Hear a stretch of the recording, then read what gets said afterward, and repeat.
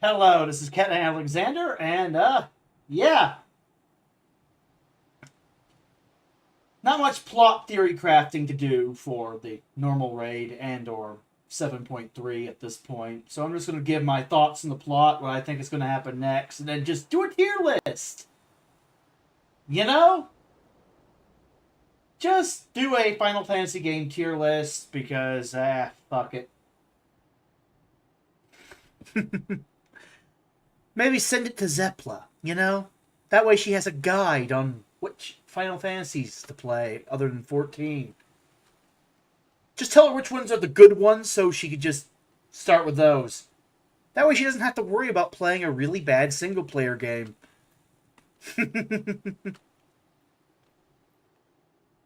And yeah, after doing the raid yesterday, ooh, this song has been stuck in my head. I added it to my YouTube playlist. I genuinely don't care if Square Enix gets mad about me playing it outside of the raid.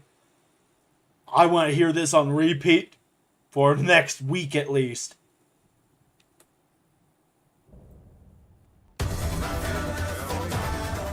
Ooh, I need to turn it down. Whoa, too loud, too loud. Besides, I'm talking about the raid. It's a fitting song. Talk about the raid.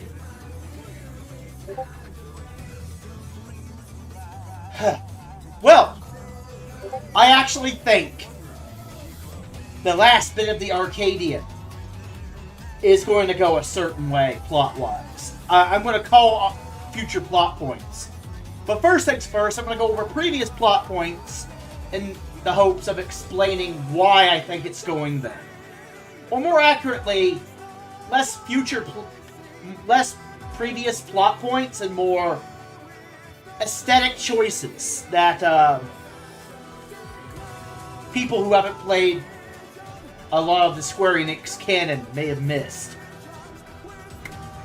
Because Deltascape was a Final Fantasy V reference, Sigmascape was a Final Fantasy VI reference, Alphascape 1 was a reference to Final Fantasy 1, Eden was a Final Fantasy VIII reference, Pandemonium was a Final Fantasy 2/9 reference, the Arcadian... The Arcadian is a reference to all the non-Final Fantasy games in the Square Enix canon. And even references to game franchises they don't own that they're in competition with. Like Atlus's Persona series. No, seriously! Black Cat and Honeybee Lovely? The boss theme of Black Cat is Showtime. Very reminiscent of Joker from Persona 5. Honeybee Lovely? Not only is it like a somewhat of a reference to Final Fantasy X-2, aesthetically speaking, Honeybee Lovely reminds me of Noir from Persona 5 and Reset from Persona 4. The Brute Bomber was very much a reference to Akuma from Street Fighter. I mean, he looked very Akuma. You could tell that someone played Street Fighter at Square Enix was like, I have a boss idea. But Arcadian 4. Ooh. AA4? Ah. That's the big one. Those first three were just references to non-Square Enix games. Just like silly little Easter eggs there. With a little bit of Final Fantasy, other Final Fantasy references mixed in. Just a sprinkle of other games. Nothing too major. Wicked Thunder was a Kingdom Hearts reference. I'm not joking. Wicked Thunder, Kingdom Hearts reference. Full-on Kingdom Hearts. The battle arena was just the world that never was from the Kingdom Hearts series. I won't spoil the context behind that world, because that's major spoilers for the entire saga. But that was just a world that never was. Her attacks were very reminiscent of bosses you would fight in the world that never was. In fact, the entirety of the Arcadian is just a reference to multiple post-games of Kingdom Hearts.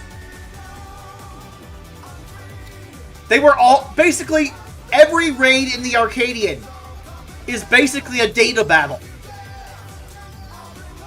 Don't really think about it. They're basically data battles. All the Kingdom Hearts fans know what I'm talking about. I won't go into it because, again, spoilers. They were basically data battles.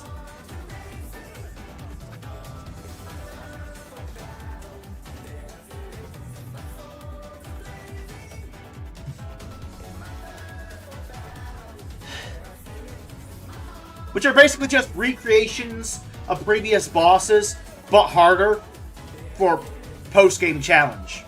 That's the gameplay context.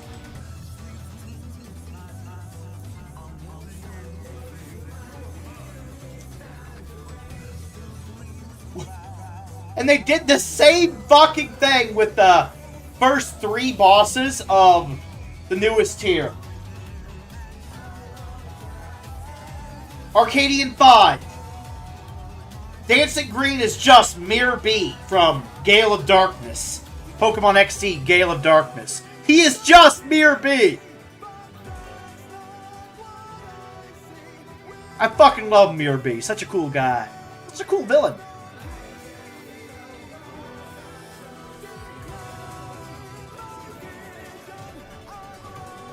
And Arcadian 6 was just Splatoon, baby.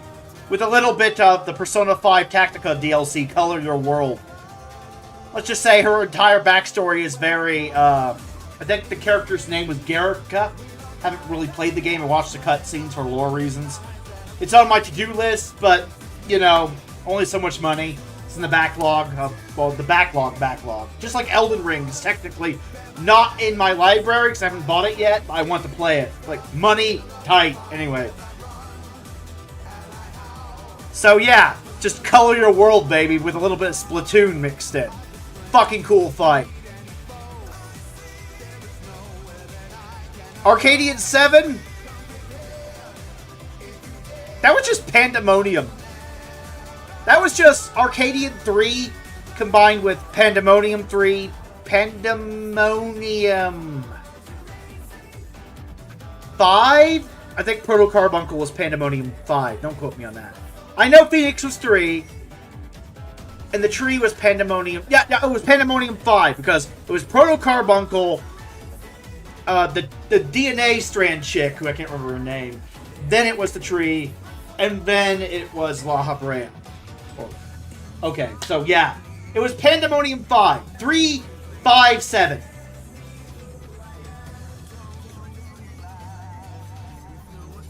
So yeah, it was the most boring fight of the tier. It was... And it was just Brute Bomber again, but in a different form, so... Anyway. At least they made that fight somewhat cooler the second time around.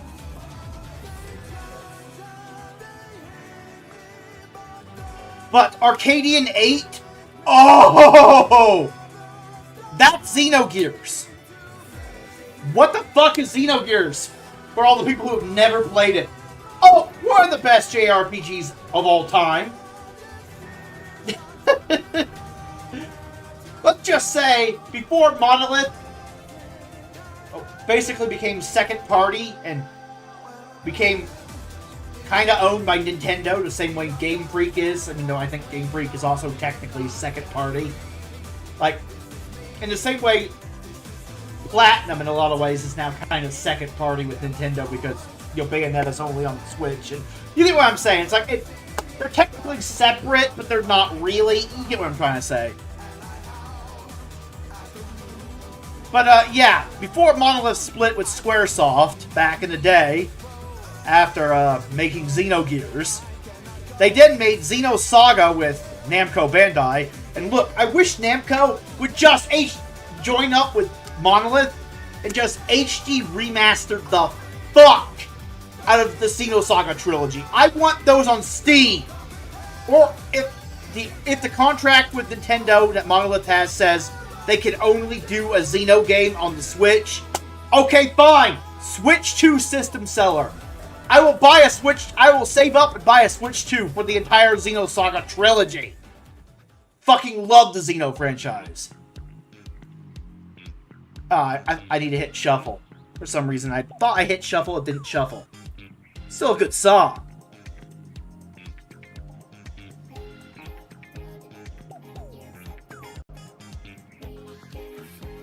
Okay, Dancing Green, baby. It was not easy beating Dancing Green. That was a hard fight. But after adding the song to my playlist, I realized, holy shit, now that I'm not actually trying to stream and fight, and I'm just listening to the music and looking at the boss footage, I was like, wait a minute. This is a rhythm game. Everything he does is just literally in tune with the actual song. The tells are the song. Holy fuck, that's cool. So yeah, once I realized that, I now understand what the fuck I'm doing wrong. The tells are basically the song. I love rhythm games. Okay, sign me up. Never mind. It just took a non-combat based perspective for me to crack the boss. I was so focused on killing the damn thing that I missed the gimmick, which is why I sucked at it. Because I was thinking with my FF14 brain, okay, what's the visual tell for the fucking fight? It's a musical tell. Okay, that's interesting. Maybe there's a visual tell too I missed. But it seems to be in perfect harmony with the damn music. That's cool.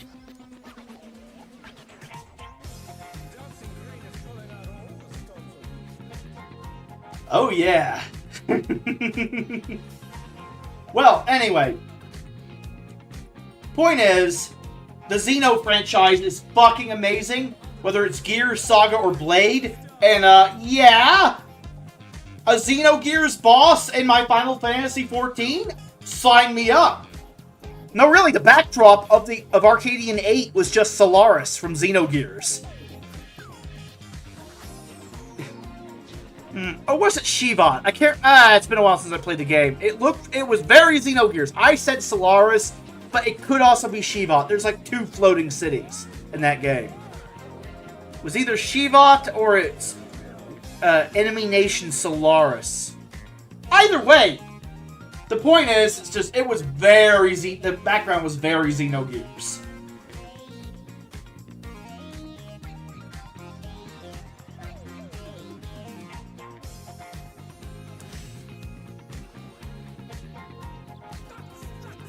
Hell, even the boss mechanics of that fight, Arcadian 8, holy shit.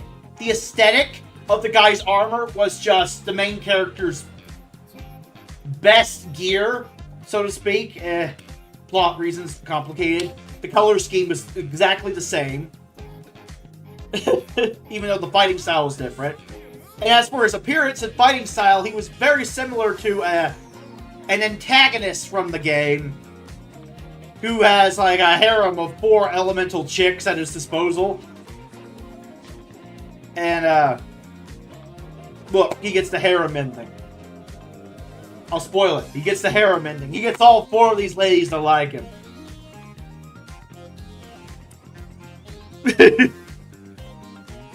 And yes, the 4 elemental chicks are basically like, they can fuse their mechs together into a giant Power Ranger style mech. The final, no, seriously, it's just, and the wolf heads were the same colors as the girls. You get what I'm trying to say, right? It's like, they were clearly going for that.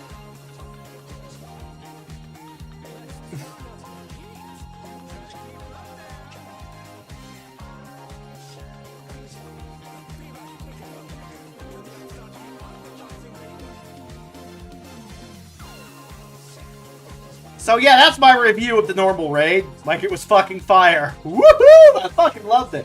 Also, the Savage Only Phase 2, which I looked up on YouTube for Arcadian 8, is just the Sanctuary Keeper from Final Fantasy X, but with way more mechanics. Just like the Phase 2 of Arcadian 4 was the final boss of Final Fantasy X with different mechanics, aesthetically.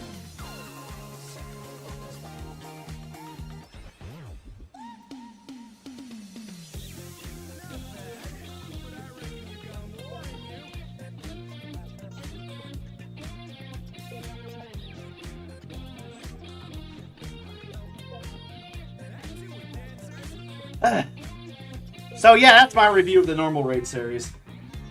Now that we've established the pattern, 3 non-Square Enix gaming bosses and 1 non-Final Fantasy game Square Enix boss. Who's Arcadian 12?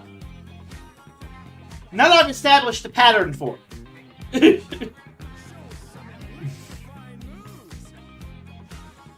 I can't predict the other 3 non-gaming bosses.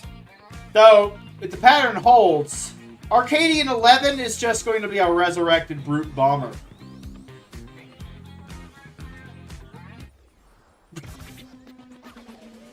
Though they could go full Warcraft. Brute Abominator! He's an abomination from Warcraft, but Final Fantasy style. Brute Abominator!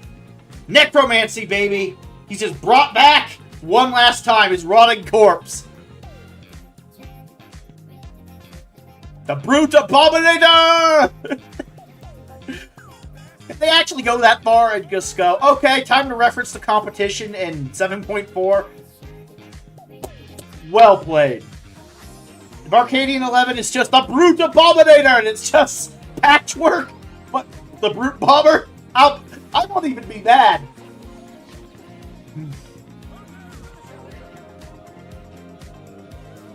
That would be fucked up to do that to the babyface's best friend's corpse, but I get the feeling this president's playing for keeps, so yeah, it sounds like something fucked up he'd do.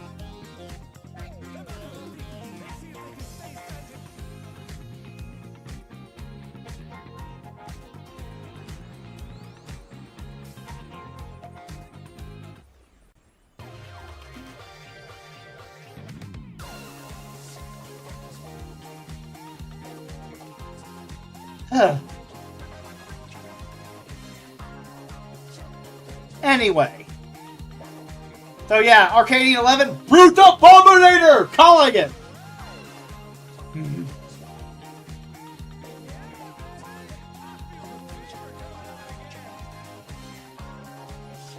Like there's a Brute Abominator! oh! They have his corpse bust out of a coffin like The Undertaker. I saw someone mention that comment on the internet, and I'm like, yes! Since it's wrestling, you have to have The Undertaker. Makes sense. Just have it burst out of, like, his corpse burst out of the damn coffin.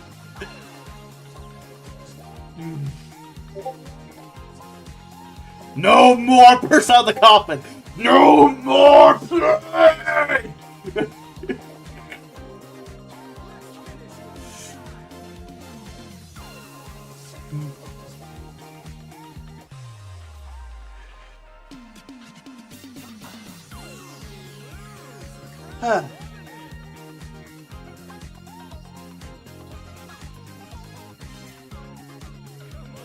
But wait, if they do a Warcraft boss, ooh! All the bosses seem to have been on theme. JRPG competition plus, you know, Street Fighter. So basically, JRPG and fighting game competition. And Dissidia is a fighting game franchise, so that makes sense. So they reference their JRPG fighting game competition. And then Square Enix references rhythm game slash FPS, like shooter competition.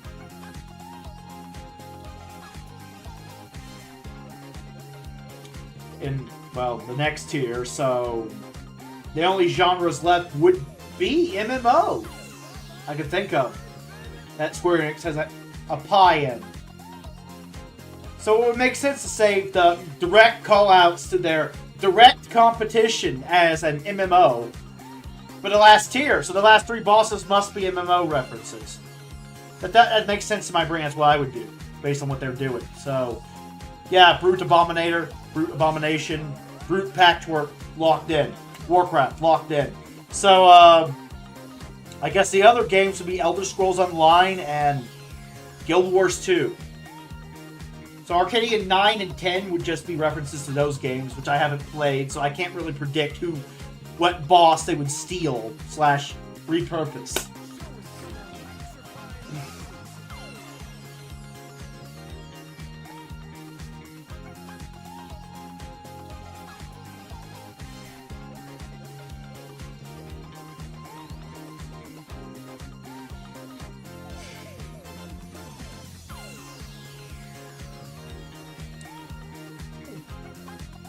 Anyway, now it's time to talk about Arcadian 12, though.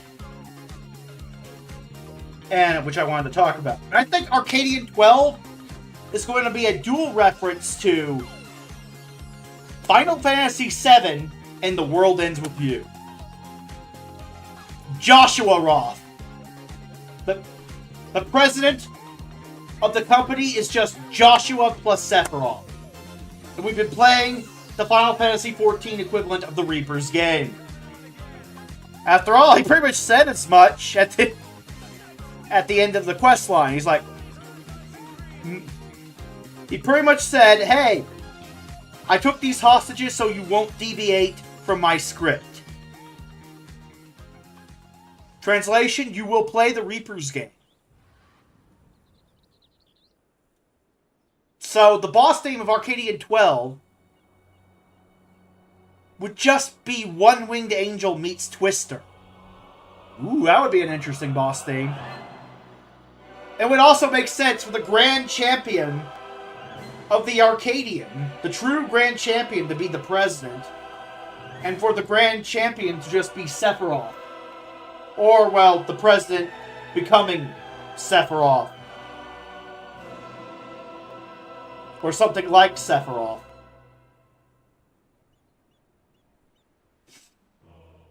And, well, Joshua also has that same angel aesthetic. On the other hand, they could throw a curveball.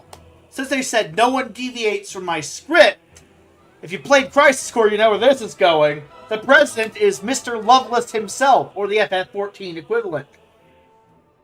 And, it's just Twister and the Soldier Way fused together somehow. Just Joshua plus Genesis.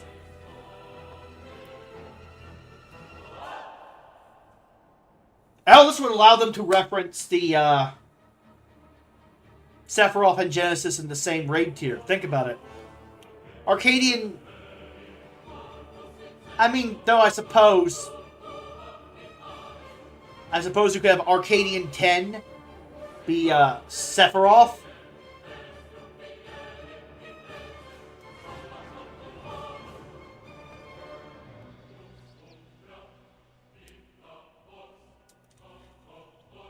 No, seriously, you could just have Arcadian 10 be Sephiroth, the Grand Champion. Like, you could just have, like, you know how in tournaments you have, like, the semi-final and final match? It's just, like, 2 fights for the heavyweight championship. It's just Sephiroth and, well, considering the Xenogears guy was just Angeal / Zack, I suppose you could do... Ooh. Who would Arcadian 9 be then? If it's Sephiroth for Arcadian 10, the Brute Bomber again for Arcadian 11, Patchwork, no more play Undertaker style. Like a surprise exhibition match. The Brute Bomber returns! To challenge the new Grand Champion! That's how I would write it. He is back from hell to drag the new Grand Champion down into the abyss. He is basically the Undertaker. He has been resurrected.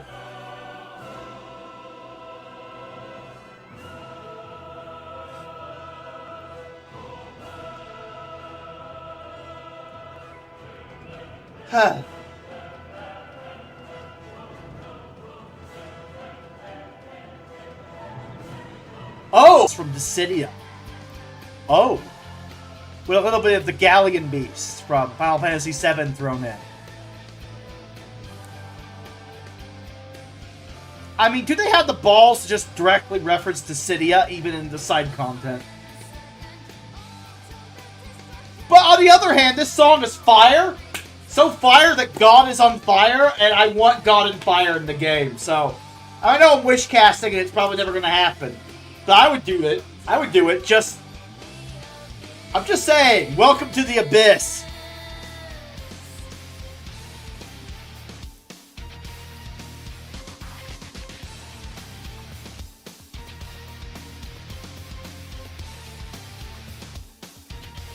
So yeah, that's my crazy prediction. Genesis, Sephiroth, Feral Chaos, a Brute Abominator patchwork hybrid. Fucking bots.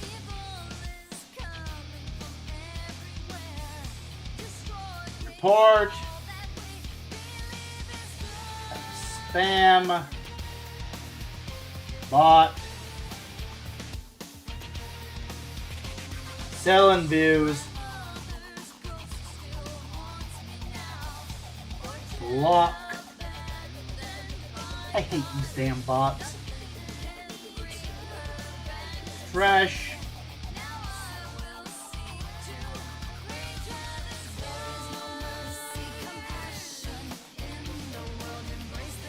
Come on, get off. I'm being sticky. There we go. But yeah, God and Fire, baby. Oh, that would be awesome!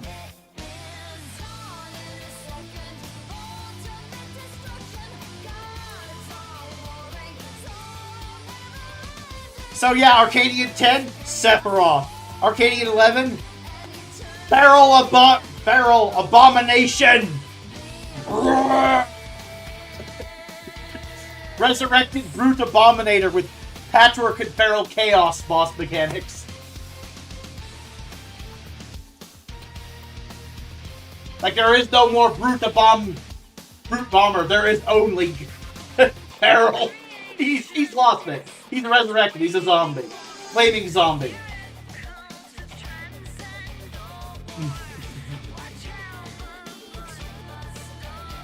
And as for Arcadian 9, I don't know. Just another MMO reference. Hell, they could just do Arcadian 9. Resurrect the Brute Abominator.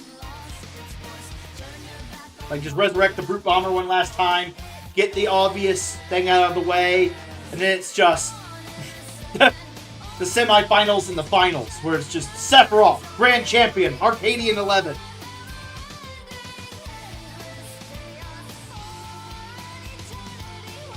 Then, of course, you just have, I don't know, maybe have the mentor of the new hero guy that's on our team, the Arcadian 8 guy, just be, I don't know, just make it an Angeal. Just make Angeal, Sephiroth, Genesis. There you go. With Genesis also basically just being Joshua from The World Ends With You. And the boss theme is just Twister plus the Soldier Way.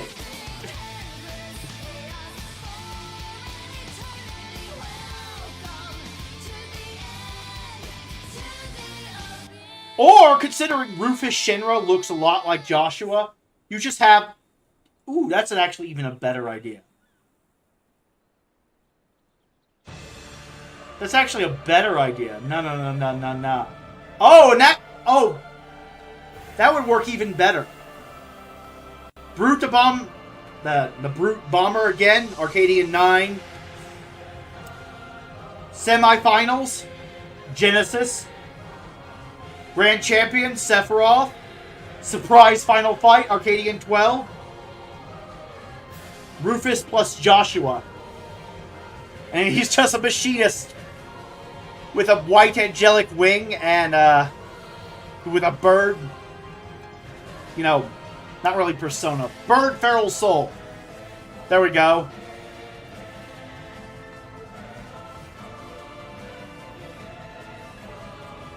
And it's just white wing. It's just a two-winged angel. You get the one winged angels, and then you get the two winged angel.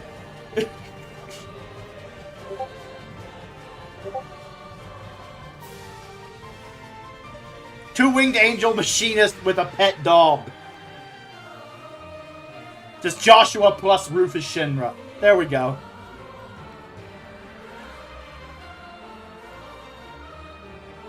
Final boss theme is pretty much just Twister. Soken's interpretation of it, because, you know what I'm saying, right? Kind of like how Living Memory was just Twilight Town, but not Twilight Town. The Arcadian 12 would just be Twister, but not Twister.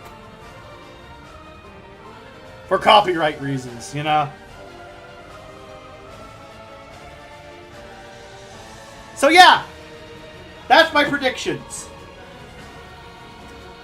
And, well, since we're doing White Angel shit, and, you know, I would have the Sephiroth fight be just straight Sephiroth instead of the final form of Sephiroth. Maybe on Savage you could have, I don't know, Bizarro Sephiroth. Don't want to go full safer Sephiroth out of the gate. I would save that for, like, Arcadian 12 and just mix it up where, you know, where the president's feral soul is the strongest one because he's the president, of course it is. And then Savage, he just goes full white, full safer Sephiroth. Like, he's the one with the safer Sephiroth form. He's the two-winged angel with the stronger form. He's the guy with Supernova on Savage. Like, you think the Sephiroth dude, the platinum-haired bunny boy or whatever, the grand champion of the arena, is going to go full Supernova on Savage in Arcadian 11, and then it's just Bizarro Sephiroth, and you're like, well, who has safer then? Who's safer Sephiroth? Are they saving that for the MSQ? And then the president just transforms into a giant, basically goes full Athena on your ass, and it transforms into a giant bird monster with the power to blow up, well, not literally, because, you know, but holographically. Use an ether attack that due to him controlling the holographic arena, looks like, you know, he's hitting you with a supernova. It's just like, it's not a literal supernova, because that wouldn't work. But due to the holographic technology of the arena, it looks like the president is hitting you with a fucking supernova. Like, the normal mode version is just Rufus with wings, and he's flying around the arena doing cool trick shots, and his dog is just eating your face. But on Savage, only phase 2, it's just, he goes full Sephiroth on your ass. And it's just, the background's just white clouds. It's just, my power is cosmic and shit. And his opening gambit on just the phase transition, which you have to tank LB3, would just be, I am blowing up the solar system. Why? Because fuck you, that's why. It's a holographic arena. It's not the literal solar system blowing up, but it's going to hurt like it.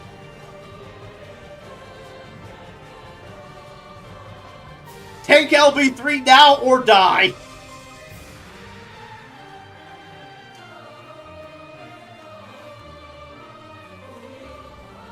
And so it just goes from, like, Twister to one winged angel, and you're like, what the fuck just happened? That's how I would make the last 4 phases of the Arcadian.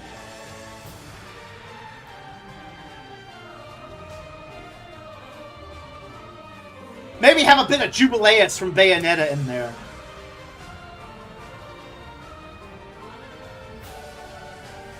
Like, the Savage-only ending is where you just throw the president into the fucking sun. Like a holographic sun. Like, the holographic sun he's weaponizing against you is like just an actual energy source. And you basically just throw him in there in the last 10%. Like, the mechanic is just beating him back into the sun or something, Jubileus style. After all, I mean, it's a holographic arena. You could have all sorts of crazy shit that wouldn't fly otherwise, but would work totally in the Arcadian because it's cool and it's simulated.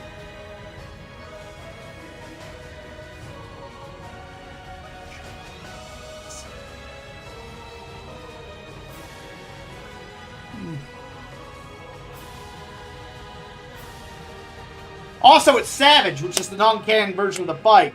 So you could just make it like, oh yeah, he could totally, in the non-canon version, blow up the entire solar system. Why? Because he can. Fuck you, that's why. It's Savage. Why? Because reference, and it's cool, and we want the tank LB3 mechanic back.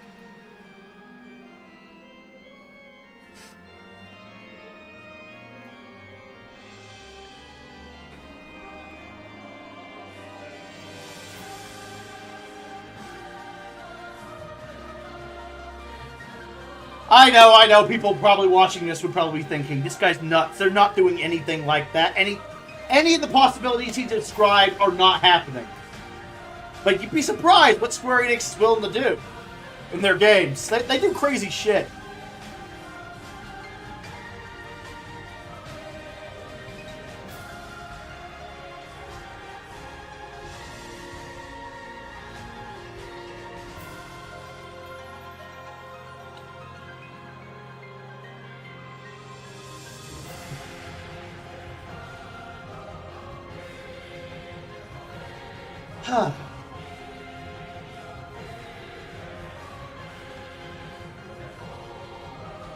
So yeah, Barrel Abomination, or Barrel Bomber. It's like, yeah! Barrel Bomber, Genesis, Sephiroth, President Joshua of Ascension Arcadia. And you will beat his Reaper's game. Even if you have to tank a supernova on Savage to do it.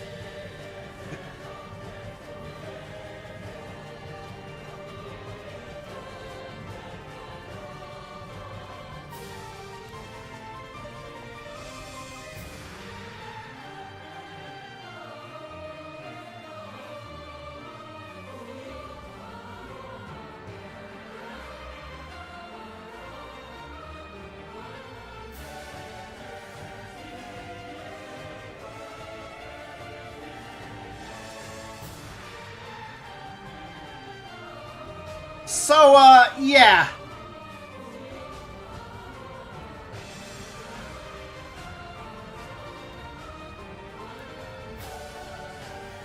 That's my predictions for the Arcadian.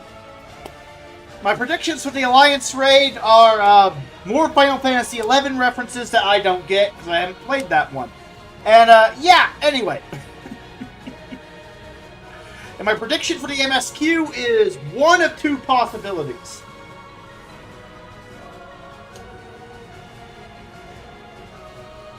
Possibility 1. My Data Alexandria theory is still correct, and the 7.3 twist is we're going to have to shut down the simulation and wake up the people in the stasis pods.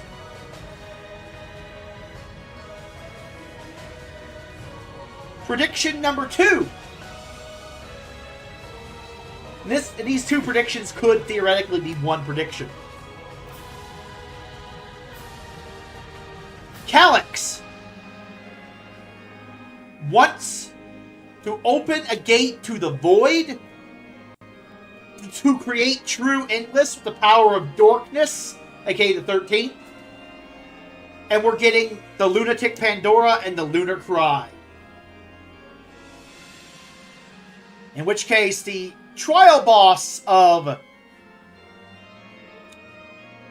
7.3 is just Trance Calyx. Infuse the power of Dorkness.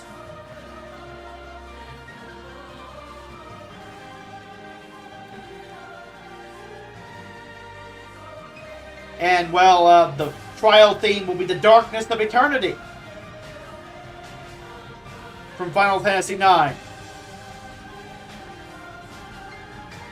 And that will be the lead into Dorkbert, or the Warrior of Darkness from the 13th, our evil counterpart, being the new bad guy for 7.4, 7.5, and 8.0. Basically, we're going to Mara City to chase his ass down, but we have some leftovers to do in Tyrol because, when I say Lunar Cry, allow me to explain what I mean for those that haven't played the source material. Okay? When I say Lunar Cry, gate to the 13th, I'm not talking about the 13th itself. I'm talking about the 13th's move. I'm saying all the Voidsent on the moon, which I think there will be a lot of them, due to Golbez, Zero, Rain, and Gaia's machinations. What do I mean by that? I'm not saying they're evil. I'm saying that the villain's plan will be planning around other shards. Basically, at the exact moment Calyx opens the gate to the 13th moon, the First will be sending a beam of light through the rift to the 13th as part of their experiment to try and cure the 13th. Basically, all these Voidsent will be on the moon waiting for a massive fuck ton of ether at the right moment, and they will be drawn towards any ether source. And according to Zero and Golbez's instructions, go towards the ether source. There's food, because it's part of their experiment. That's the only way you can get all those Voidsent in one location. Riding with ether, right? Well, if Calyx opens a gate to the 13th moon at the exact moment, which I know would require future knowledge. There's no way you could know that without knowing what's going to happen. And that's because he does. I'll get to that when I get to that. Okay? Basically, that's how it was in the source material. So, though they were more upfront about it in the source material, you already knew the timey-wimey, wibbly-wobbly stuff about it. You get what I'm saying? Time travel. He knows. He knows what's going to happen before it happens. So he also knows that the Voidsent are going to be on the moon at the exact moment they need to be for the Lunar Cry to happen. Then the Lunar Cry, the Voidsent blob, will go towards the ether source in the Lunatic Pandora, which will just be Everkeep floating over, well, Tuliyollal, and it will go into the floating Everkeep. And he'll be able to absorb all of that dark energy to gain the power necessary to effectively achieve trance for the trial.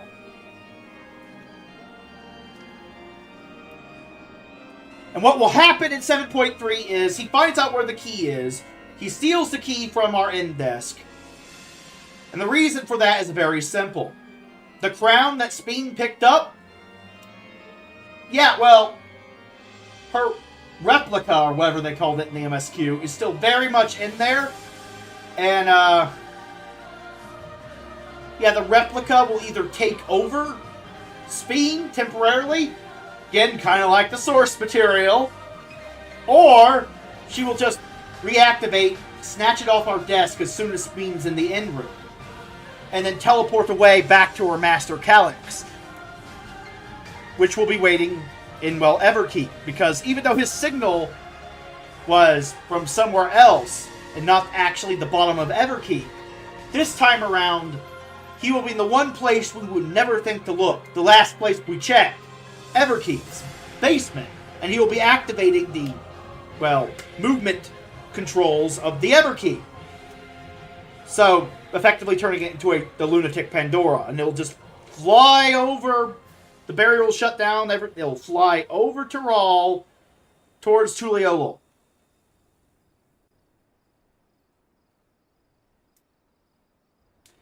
And so, yeah, we'll have one chance.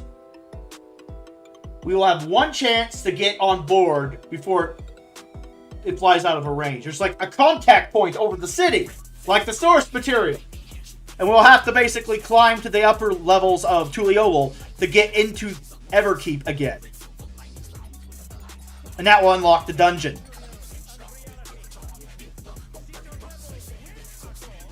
And the first two bosses will just probably be Zorn and Thorn, who will be Voidsent.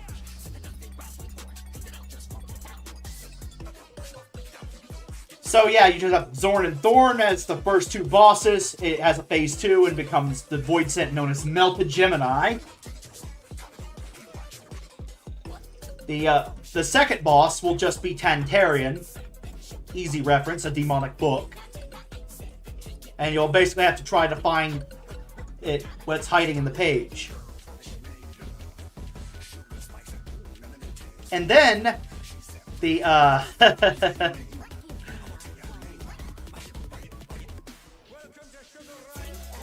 and then the dungeon boss will be Mobile Type 8.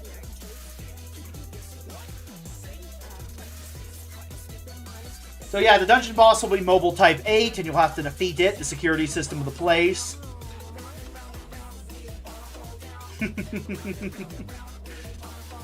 And then the trial boss will just be Calyx. In Phase 1, Calyx, considering he has absorbed the power of darkness, will be a scholar. Makes sense, right? And he will be able to use dark whirlwind attacks and book attacks. And look, if you played the other source material, if you played a Kingdom Hearts game, you know which character I'm referencing and which character he's clearly a reference to, considering he's literally just that character. No. Look at that character from Kingdom Hearts, and then look at Calyx, and then look back at that character and tell me you don't instinctively know this guy's attack pattern if you played the games. You already know he's a scholar. Look at him. He's basically the fucking character from Kingdom Hearts. He's a scholar, okay? I'm calling it. I physiognomy checked this guy's ass. He's exactly the same character. He has the exact same attack pattern. Hell, it would make sense for Tantarian to basically be something he had access to before the Lunar Cry. A dark book. Wow. A dark book user. I wonder where I've seen this before. Anyway.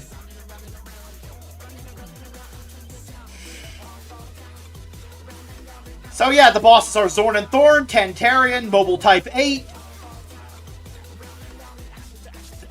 and then Calyx. And then Trance Calyx for Phase 2 of the trial, where he goes, "This is the power of truth!"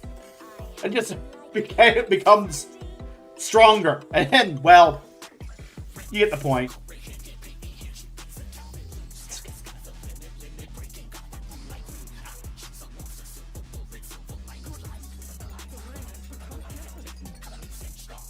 So yeah, Phase 1 is just dark whirlwind attacks, dodge the dark twisters, don't get sucked in, don't get discombobulated and incapacitated.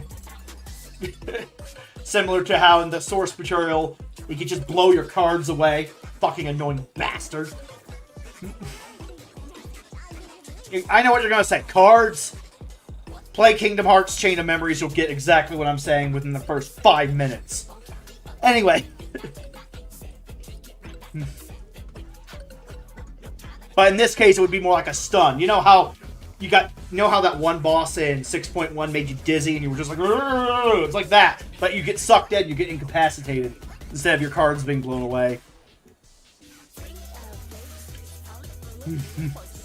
Which would simulate basically you not having your attacks for a few seconds and you having to go gather your cards again. Like, oh crap, the twister got me. Ugh. Fucking cheap ass motherfucker.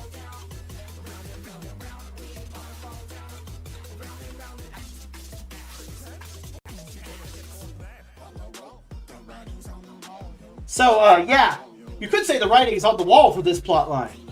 Whether the Data Alexandria part is true or not, I am almost 100% certain we're getting a floating Everkeep. We're getting a Lunar Cry, we're getting the Dawn in Dawn Trail, we're dealing with Voidsent. I mean, after all, this entire expansion is a reference to Final Fantasy IX, and, yeah, one of the final boss themes is known as the Darkness of Eternity. The current patch, Seeker of Eternity. I wonder what 7.3 is going to be based around. Eternity. Darkness. The Darkness of Eternity.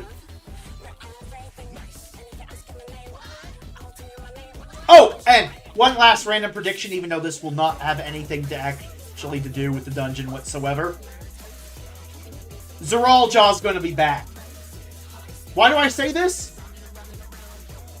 Because he exists only to kill. What, you didn't get that reference the first time, Final Fantasy IX fans? Oh yeah, and that would mean Gulool-Jaw's a clone. Which would explain why Zoraal-Jaw did not react well to the crazy lizard mad scientist chick. It's not that he did the nasty and didn't know how it all works. It's that he didn't do the nasty. He knew for a fact he didn't do the nasty, and he saw Gulool-Jaw as a fucking abomination. Like a clone of his being. forced upon him by a crazy yandere psycho chick. That would explain that scene, and would be in line with the source material.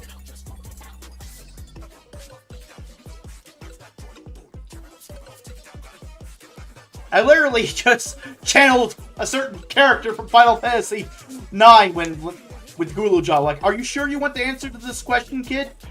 The answer you might get might change your perspective on life forever. Are you sure you want the answer? Because I played multiple Final Fantasy games, and all of them, all signs indicate that due to this reoccurring trope, the answer is clone. So, yeah, biologically, Zoraal-Ja's your father. But he didn't choose you. Just putting it out there, that I think that's going to be the case. So yeah, we're going to have a Zoraal-Ja clone army. Imagine Zoraal-Ja just being the trash form. Like every trash pack is just warped, deformed versions of Zoraal-Ja. Clone army.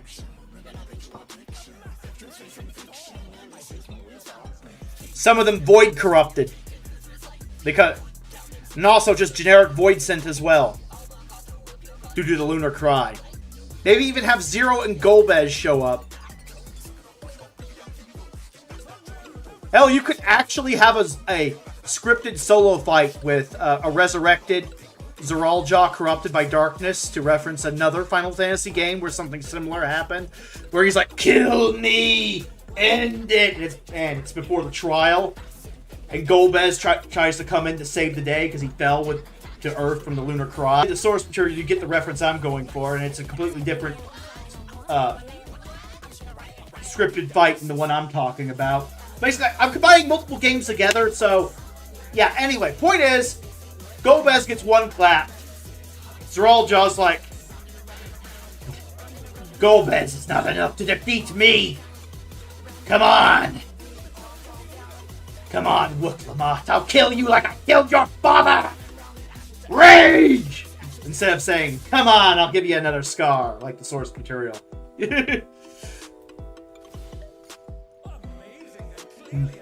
It's just Woot-Lamont versus Zoraal-Ja.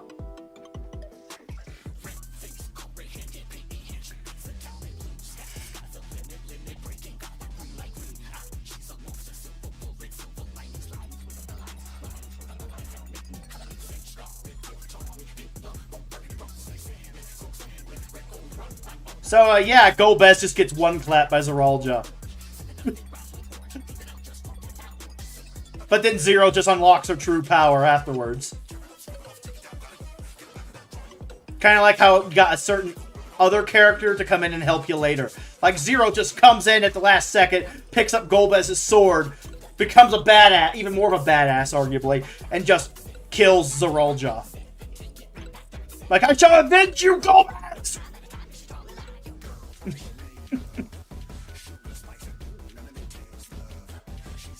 Maybe use Zero as a way to introduce Darkbird. Like, I remember now.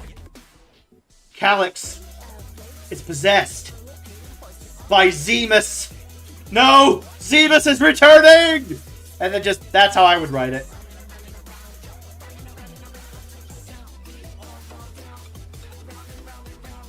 Is that a crazy prediction? Yes, but I mean, it lines up with all the games they're referencing, multiple games at once.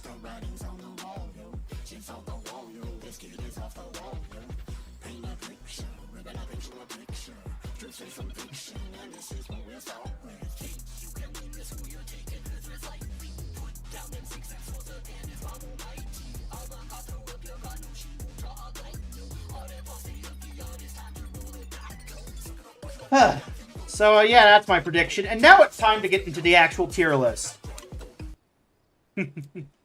My prediction ends up being true. It ends up being true. You know? Time to get to the actual tier list itself. Tab. Time for the meat and potatoes.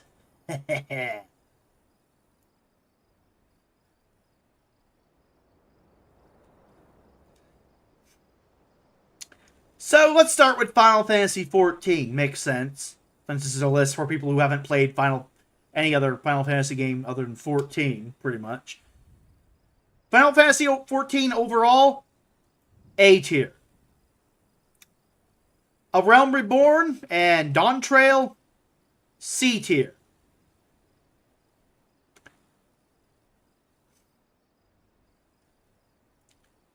Stormblood and Endwalker, B tier. For, like, complementary reasons. The first part of Stormblood was weak, the patch content was fire. But 4.0 is still way better than 7.0 and 2.0. Conversely, even though I like Zero's character, Endwalker's patch content was weak, but 6.0 was fire. So B tier. And because of Shadowbringers, A tier. And Heavensward. Almost forgot about Heavensward. But yeah, Shadowbringers and Heavensward, A tier. That being said, Heavensward was really, really good. But I mean, it's on par with like a lot of other A tier games. Same thing with Shadowbringers. Very overhyped, but yeah, still really, really good. I mean, Heavensward was just... Look, without the music, Heavensward is just not nearly as good. The soundtrack carried Heavensward. Plot-wise and gameplay-wise, it was okay. But the soundtrack carried Heavensward to A tier. Dragon Song literally carried that expansion on its back. Like a fucking biblical cross, okay?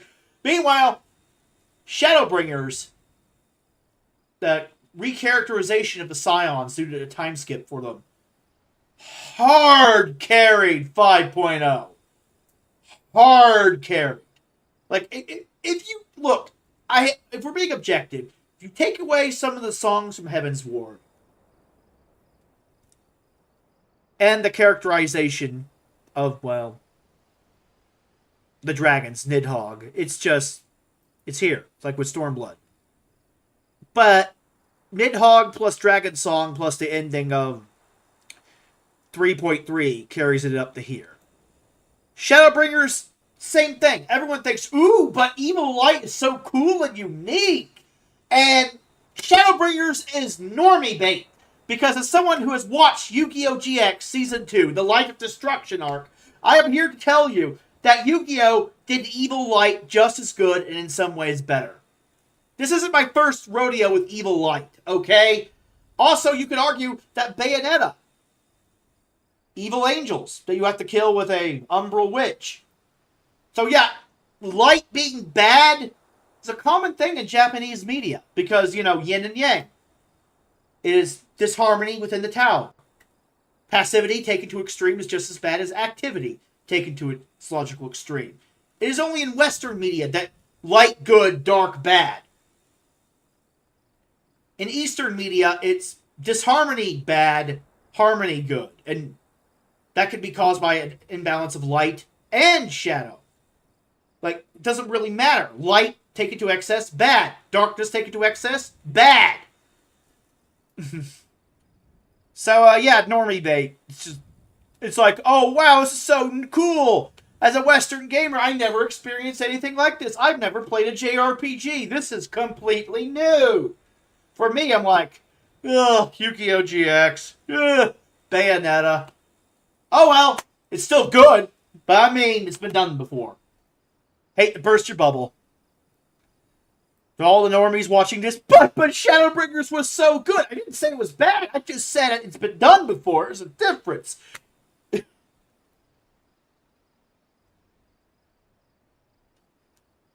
And I'll be honest with you that the whole Crystal Exarch plot point was very boring and predictable.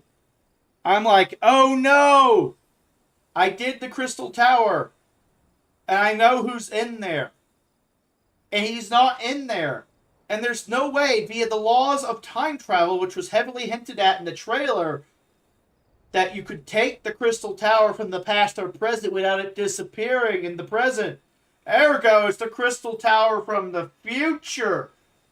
Which means Graha would have had to have been in there at some point.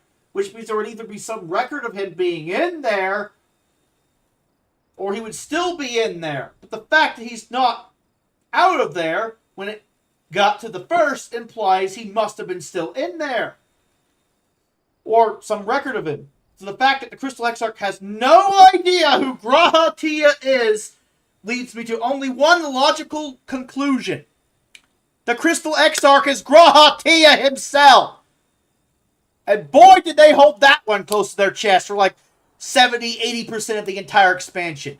Boy, did they think they were fucking clever. Meanwhile, I'm like, any day now, G'raha will just tell me who he is. Any day now.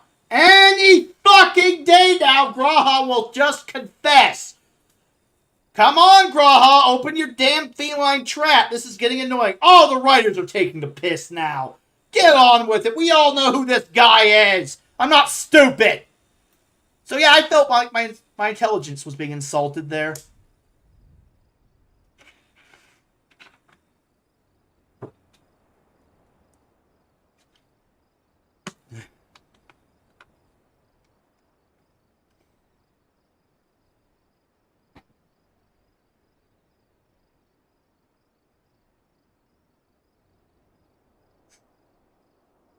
So, yeah. Now it's time to go down the list. Starting with the OG Final Fantasy. OG Final Fantasy?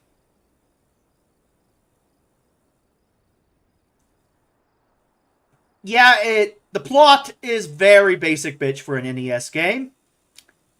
Very grindy NES game, but I love grindy games. I'm a fan of Disgaea, so... Let's just say I did Eureka for the grinding, not for Baldesion Arsenal, although Baldesion Arsenal is fire. I'm that mad lad. So, in my opinion, it's B tier. It's grindy, the plot is very bare bones, but the gameplay is so good. The replay value is so good, but it's just, saying it's the same as 14, like the best expansion of 14 is just not wrong. But saying it's like on par with Dawntrail also is just wrong, because sometimes less is more. Like, less Wook Lamont would have been more. So, B tier. Final Fantasy II. Ooh, this is a toughie. If Final Fantasy I had a generic... leveling system where you just buy your spells from vendors and you have 3 spell slots. And Final Fantasy II also required you to buy a lot of your spells from vendors, including finding some in the world. But its leveling system was very unique. It's classic WoW on crack. You want to level up your weapon skills? Hit the enemy. You want to level up your spells? Hit the enemy, or in the case of cure and buffs, use it on your party. Over and over and over again. If Final Fantasy I is grindy in one way, Final Fantasy II is grindy in the other. It's classic WoW style grinding. Find a mob and beat on it, and you'll get stronger. And there is no traditional leveling system other than that. It's just skill levels, which I like. It's interesting. It's unique. I like Final Fantasy II, even though some people say it's one of the worst games in the series. Because it's different. Ooh, different is scary. And because of that, and because it's an acquired taste, and it's unique, and the plot is very basic bitch. Rebellion against an evil empire. It's basically just Stormblood. Due to the gameplay being unique and fun, but not everyone's cup of tea, I would argue, just like Stormblood, I would argue it's lesser than Stormblood. In C tier with Dawntrail and Realm Reborn. But it's good! It's good, it's just... different. Final Fantasy III. Ooh, I fucking love Final Fantasy III. It's also very grindy. They expanded out the job system from 1. They brought that back with more jobs, and you can now change jobs. Just like in 14, the first game where you can change jobs. But the mechanics of the job system were how do I put this? Very bare bones. It was the first game with multiple jobs where you can switch between them, whereas Final Fantasy 1, you pick a job at the beginning of the game and you stick with it through the entire game. You can't change. So, because of that, the job system was done way better later, as 14 has massively proven. And just like Final Fantasy 2, it's in C tier. I love the game, but objectively, it's mid. Final Fantasy 4. It is nowhere as good as Final Fantasy 14, but it's really fucking good. Just like Final Fantasy 1, I would put Final Fantasy 4 in B tier. Solid game. Traditional JRPG. Active time battle, grinding. The classes are locked to the story, unlike 3 and 1, but they were fun to play, so yeah, okay, fair enough. Final Fantasy V. Controversial placement. A tier. Final Fantasy V is A tier. Okay? That's when the job system got really, really fucking good. There's a reason why Occult Crescent is stealing it for the Phantom jobs, because it's that fucking good. And, anyway, point is, the job system in 5, so good. And the plot to 5, it's very formulaic and cliche, but in a really good way. And Xdeath's a really cool villain, and I feel no shame in mentioning the villain's name because Deltascape spoiled him. If you've done Deltascape, you know about Xdeath. It is what it is, but it's still worth playing just for the gameplay alone. And the plot, look, Deltascape didn't tell you the whole story, okay? Trust me. The plot's good. Final Fantasy VI.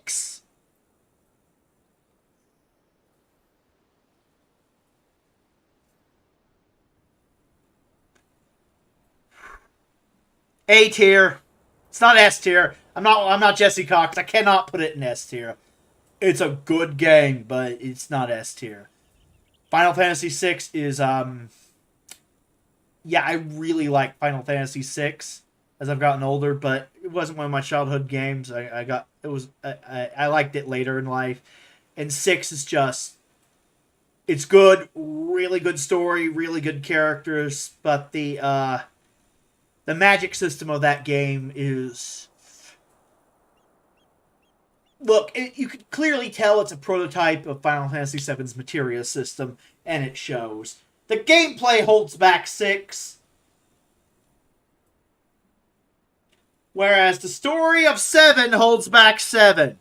Another controversial take. 7 is also A tier.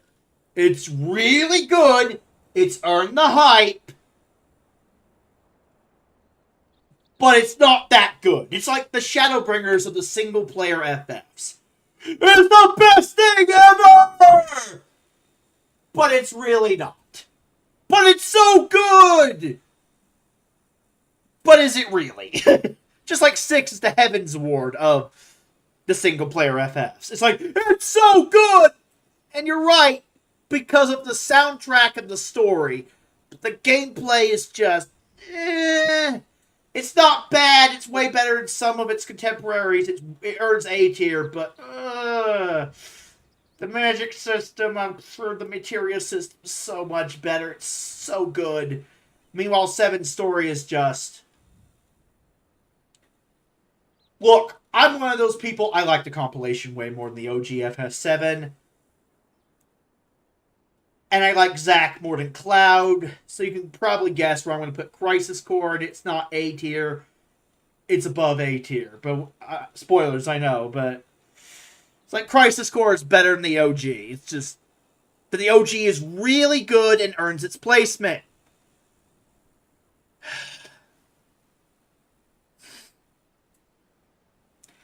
Final Fantasy VIII. even though the junction system is an acquired taste and the draw mechanic is a trap, Triple Triad is so good, especially if you know what you're doing to break the game and get the best junctions imaginable, that unlike Final Fantasy 2 and 3, I cannot in good conscience say it's C tier. Even though I can't. It's B tier. It's with 4 and 1, okay? It's not good enough to be A tier, even though I fucking love it to death, and it's one of my childhood favorite games. I was watching Iron Mouse and Sea-Dog VA play Final Fantasy VIII, watching that VOD. I watched it all last week. And Iron Mouse literally said she wanted to be Rinoa growing up, and I wanted to be Squall. So, yeah, it's a good game, a childhood favorite, a guilty pleasure. But if we're being objective, it's not C tier or A tier. It's like, it's too good to be C tier despite its flaws, but it's too flawed to be A tier, even though I love it to death. It's just, The junction system is objectively more flawed than the Esper system of 6. It's just, It is what it is. Final Fantasy IX. S tier. I know. Dawntrail is C tier. 9 is S tier. How did we go from the source material to Dawntrail? That is indeed a question. We're probably never going to get an answer to that one. But yeah, 9 is that good. Play it. For the love of the 12, play it. 9 is a phenomenal S-tier game. One of the best Final Fantasies ever. 9 is amazing!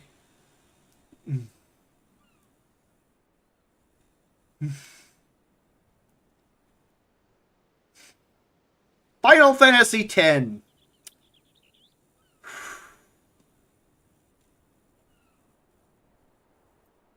If you're judging it by the MSQ, B tier. If you played the post game like I have, which is ass, it's C tier. I love 10's story. Don't get me wrong. I just wish the post game was good. I wish the minigames weren't ass. Blitzball's the only good minigame, and I really want them to add it to the Gold Saucer, but they just won't do it! Fucking bastards. You add Triple Triad, but you won't add Blitzball. Makes no sense. Final Fantasy X-2. Controversial take again. S tier. I love J-pop. I love the Charlie's Angels vibe the sequel has. And 10-2's job system, the dress beer system, is way better than 5's job system.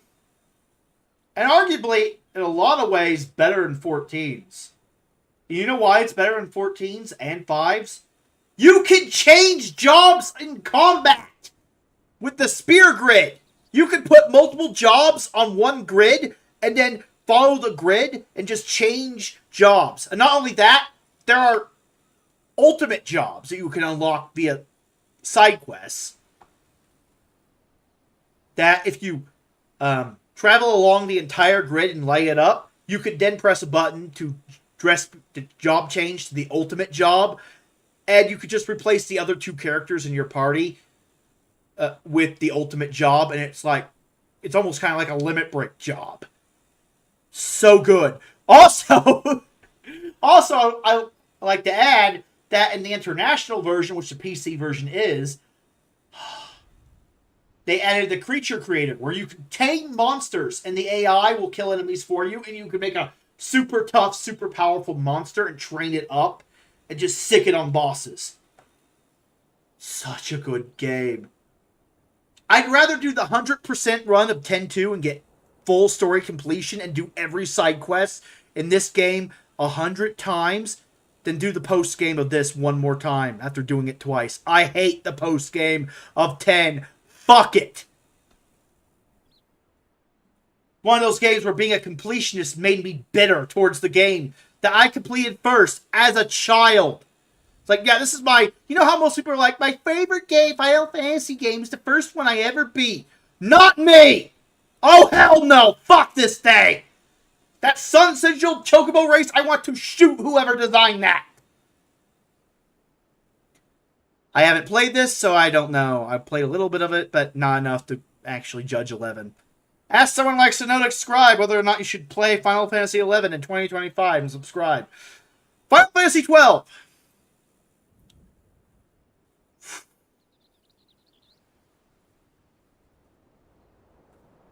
I love Fran and Balthier, but it's A tier. It's such a good game. The Zodiac Age is so good, but it's A tier. I fucking love 12, but it's just not as good as 10, 2, or 9. Even with the Zeppela Simpri, I cannot bring myself to make it S tier just because Bunny Girls. No, sorry, can't. It's A tier. It's objective. 13!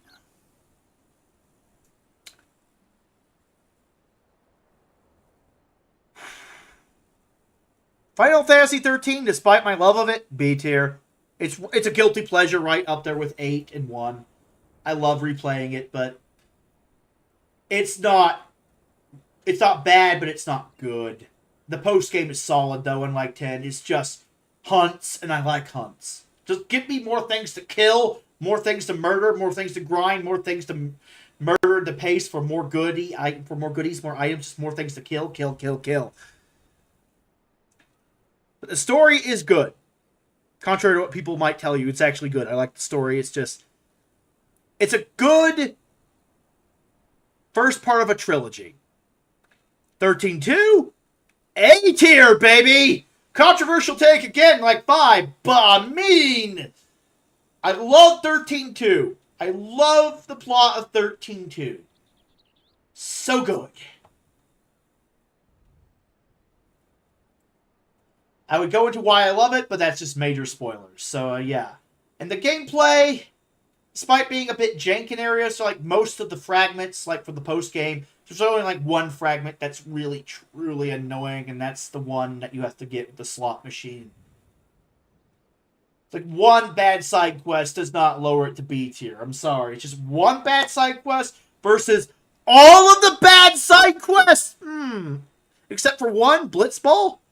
It's like the inverse of 10 in a way. One good side quest.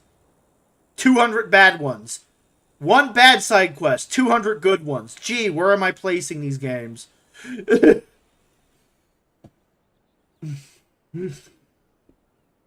Lightning Returns.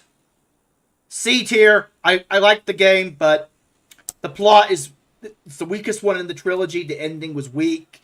The gameplay is basically just Majora's Mask, but with more time. And it's mostly side quest focused. The MSQ is bare bones. You could tell they just wanted to end the trilogy and get it out of the fucking way. It's sad. I wish they put more love into the game. Final Fantasy 15. On launch, C tier.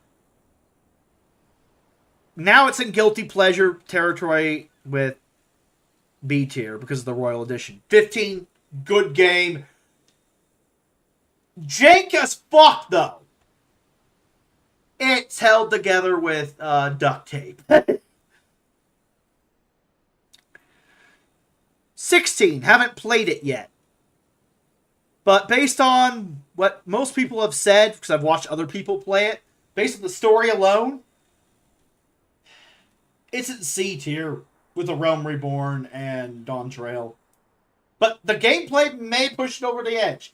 I'm a completionist. Unlike most people who probably just play the MSQ and quit, I would keep going. So maybe the end game is good and I'm missing out. Maybe it's B tier. Maybe it's another guilty pleasure game. But based on the story, C tier. But I can't actually say because I haven't played it myself. Remake.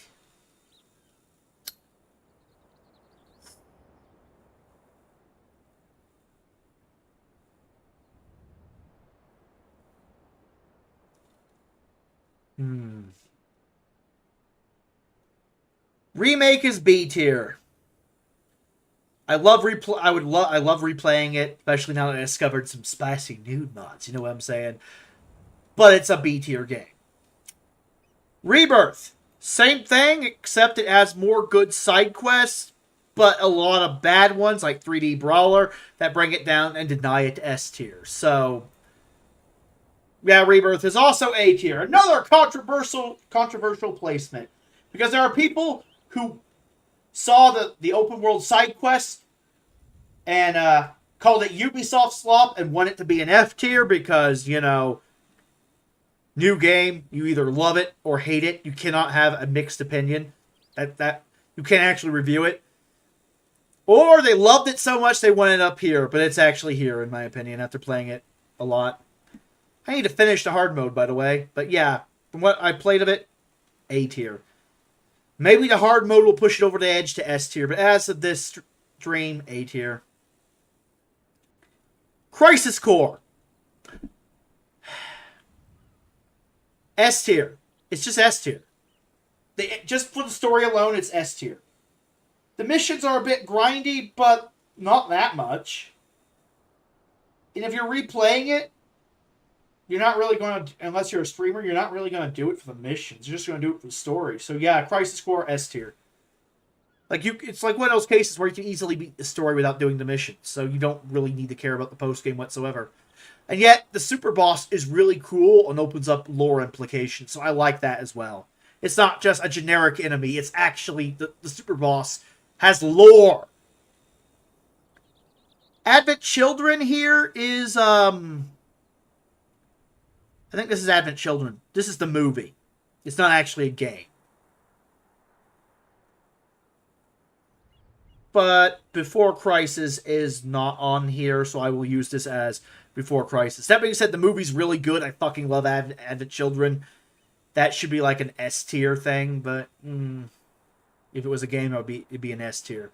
But since I'm using this as a token for Before Crisis,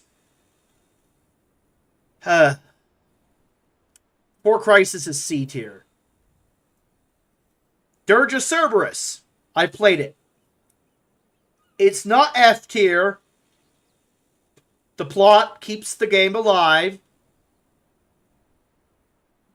But it's D tier. Ugh.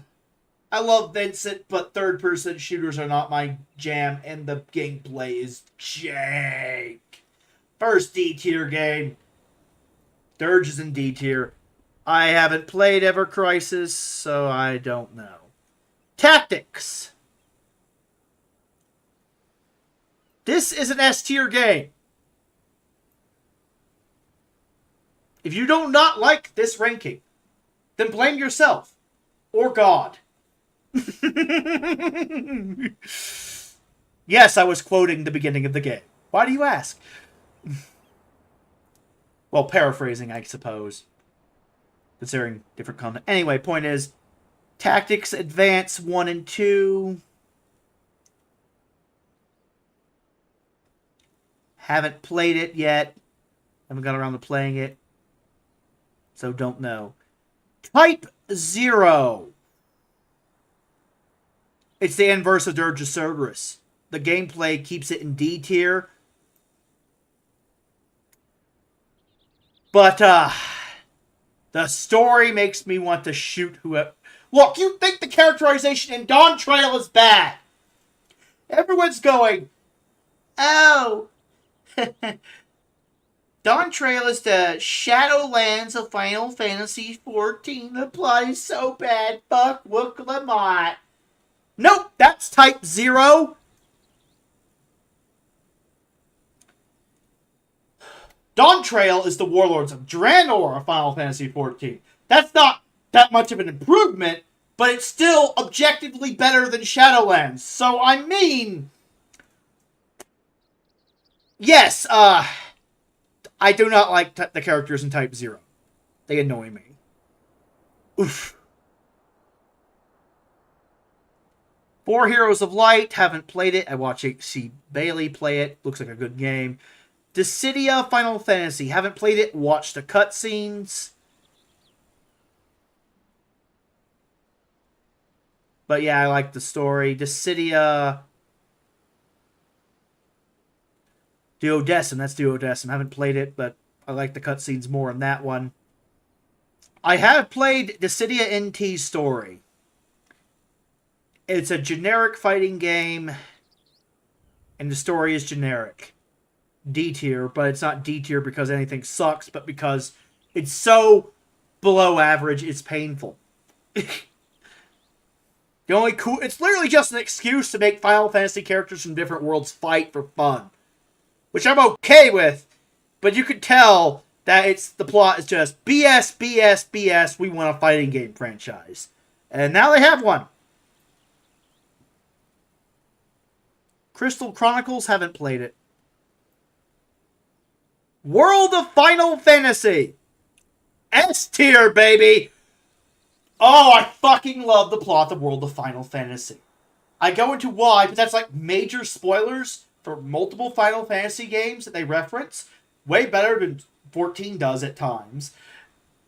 And not only that, the implications for the entire Final Fantasy multiverse, or should I say extraverse, are staggering.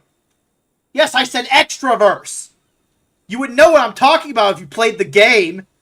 This is like one of the most important games in the entire fucking overall canon for the entire franchise. It's called World of Final Fantasy for a reason. Get over the cutesy crap and play the damn game. Whiners. I haven't played the rhythm games. I haven't played any of the Chocobo racing games. And controversial take. Stranger of Paradise Final Fantasy Origin is also S tier because Jack is just that based. So, yeah, that's my list of Final Fantasy games, pretty much, of the ones I played.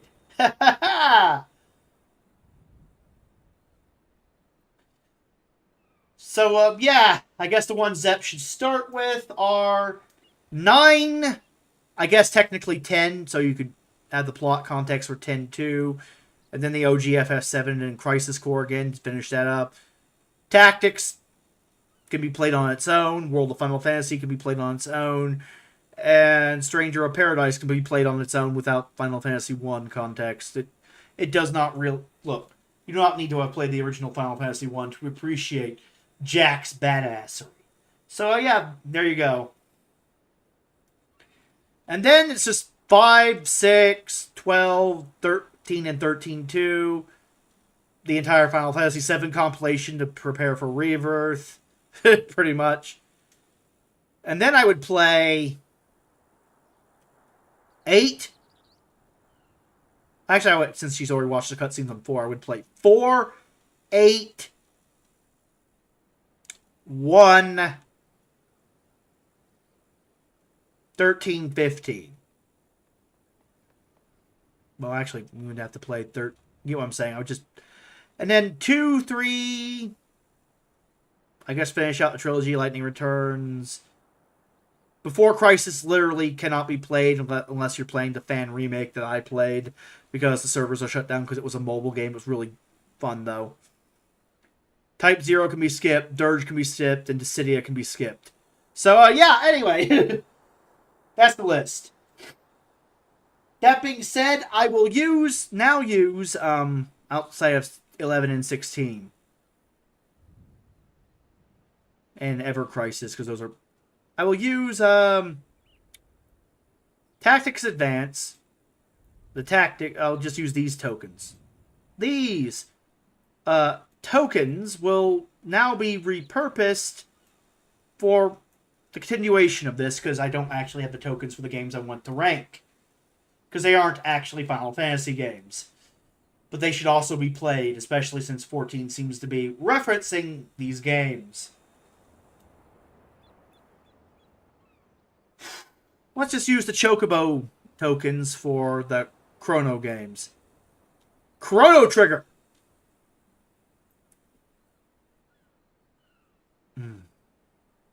Controversial placement again.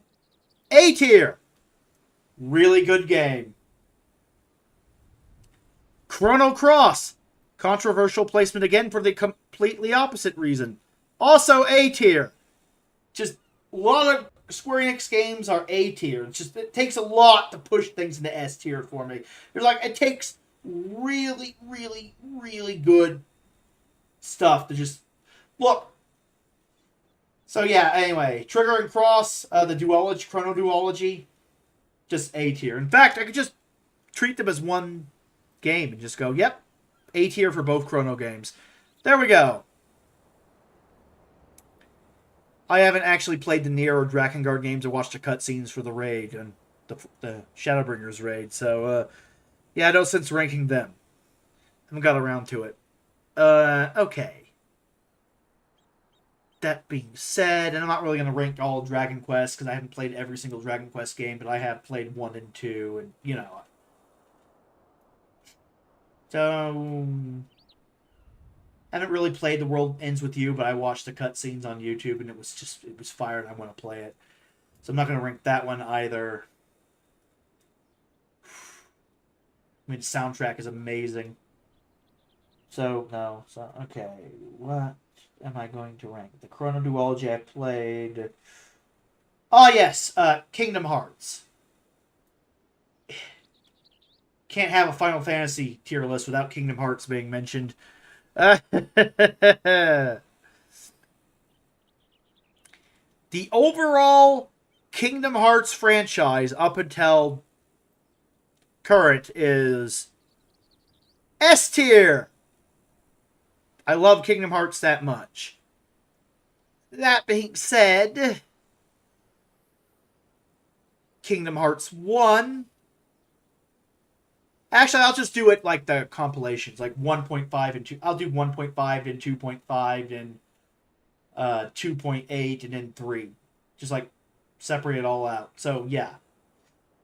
The 1.5 part of the 1.5 and 2.5 compilation on Steam, which includes Kingdom Hearts 1, Chain of Memories, and 358-2 Days.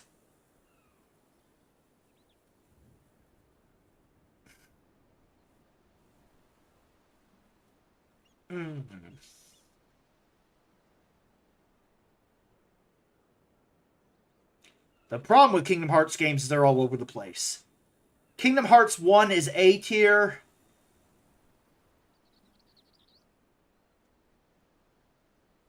Chain of Memories is B tier. And 358-2 Days doesn't even have the gameplay, just the cutscenes for story context like the End Room in 14. But the story is so good, it's S tier, and I wish they included the game. It's like, ugh. It's like all over the place, you know? So I can't really... So I guess A tier for 1.5, 2.5, just for 1.5. Now 2.5, which is Kingdom Hearts 2, Birth by Sleep, and Kingdom Hearts Recoded. Which, wow, I wonder where my Data Alexandria theory came from. I wonder where the Datascape concept came from. Anyway, Recoded is all just cutscenes, and those cutscenes are just C tier. The gameplay is in 2 and Birth by Sleep. Kingdom Hearts 2 is... Look, even though I like Birth by Sleep's characters more objectively, Kingdom Hearts 2 from a storytelling standpoint is S tier. And Birth by Sleep is A tier. So S tier, A tier, C tier. We'll just do A tier again.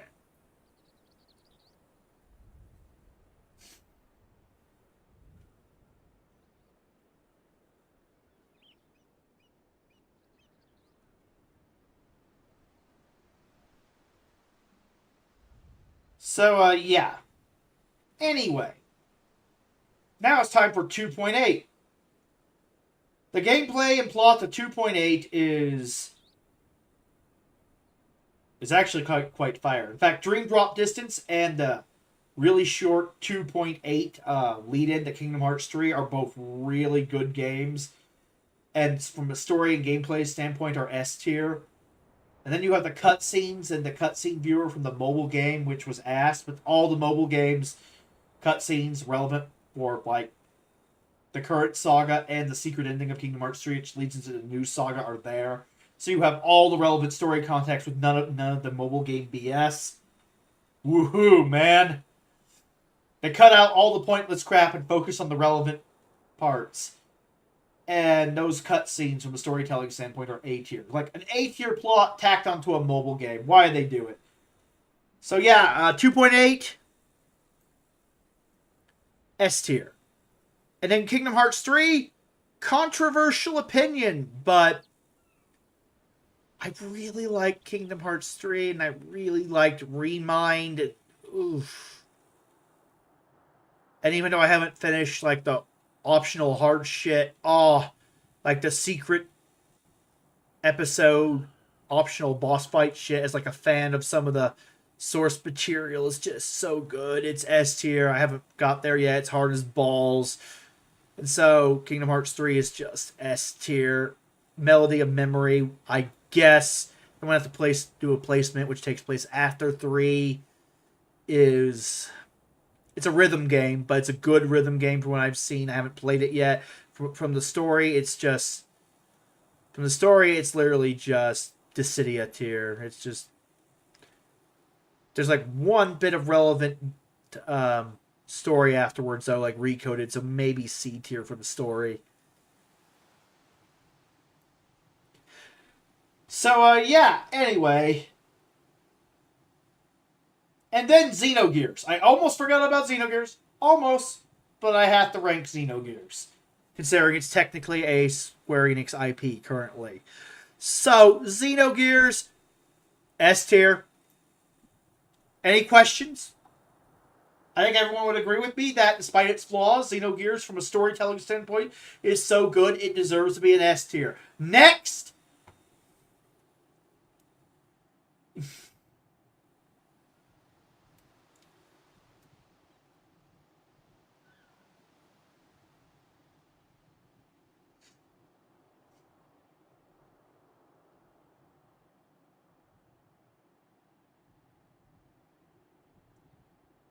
And yeah, that's Xenogears.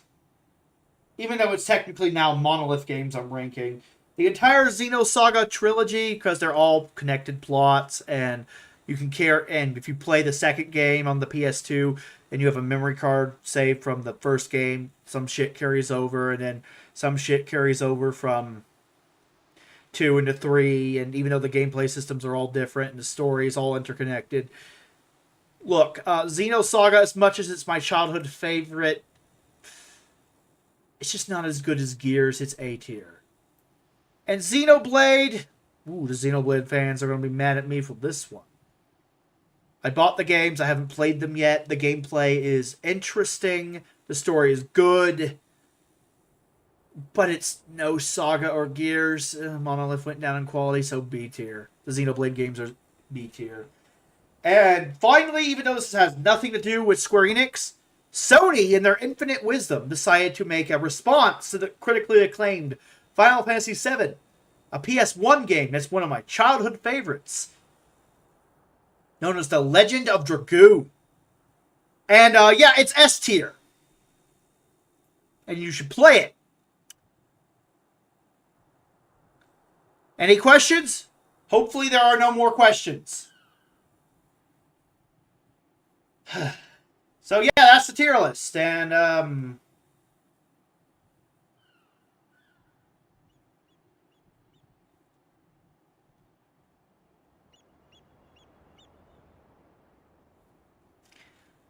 yeah, I will clip this and ship it.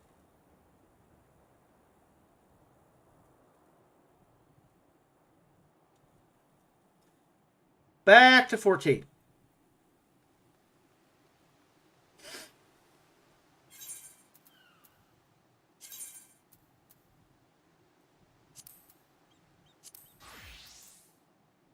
Oh, Monk is level 100. What was not level 100? Oh, Bard. It was Bard I was leveling.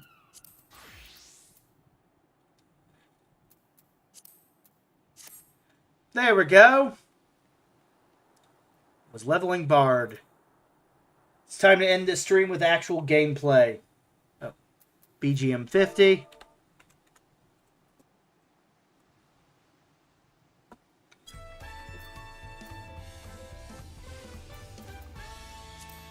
Duty support.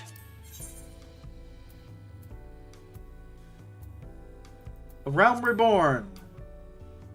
Side quest. The Sunken Temple of Karn.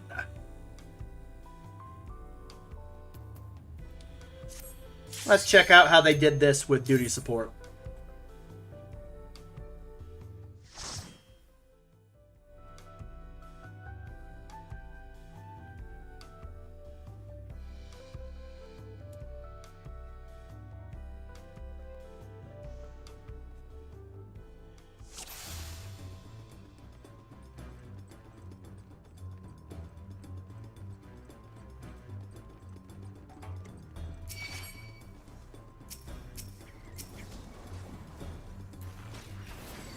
Okay.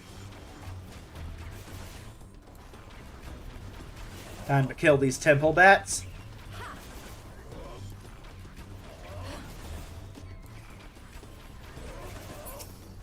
Oh.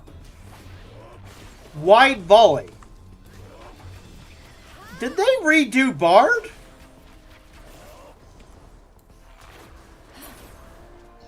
In 7.2... I don't remember some of these abilities being on my bar. Weird. Job changes, man. They fuck with you every time. It's like, wait a minute. I don't remember the button doing that. Did it always do that?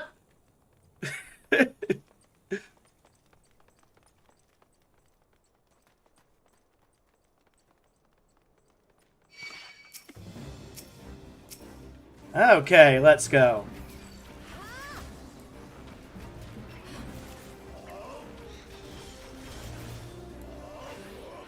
Wide volley, nice.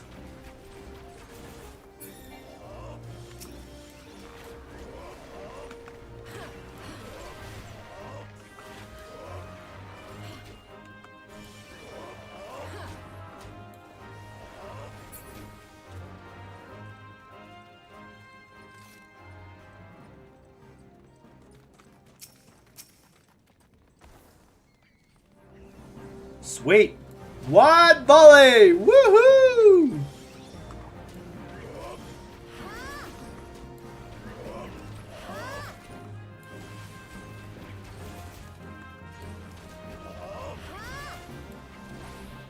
Wide volley! Good old-fashioned rain of arrows.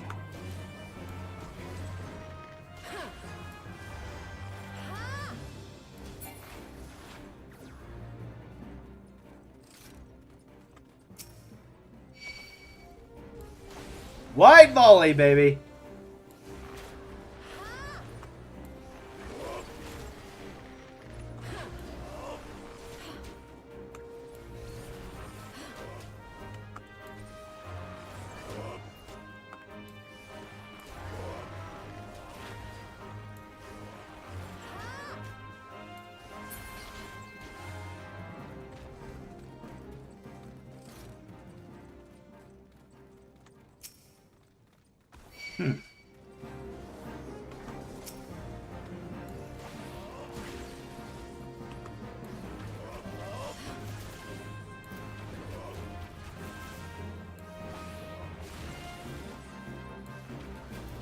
I think I need to swap that around now.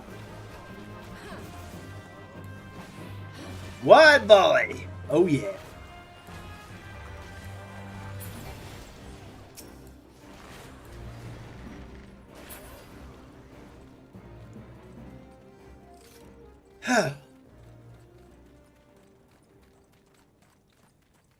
Boss time, let's go.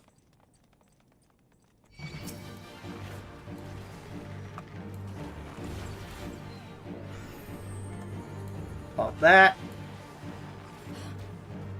Mage's Ballad.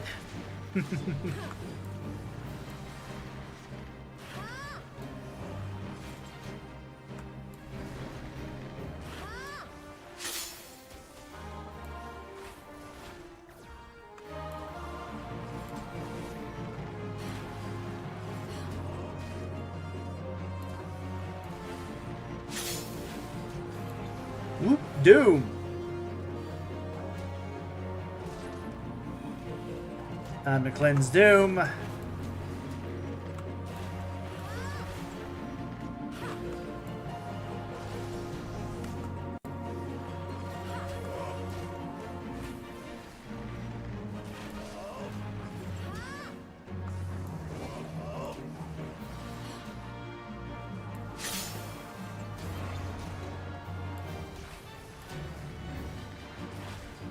God damn it! Ooh! Trying to fuck me up with the Doom. And trust of all things. Dipshit.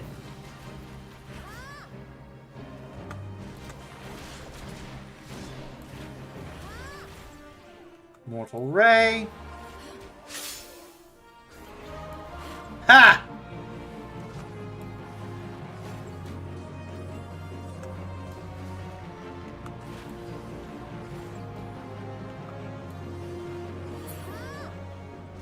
I do not care about the loot. I am not looting shit.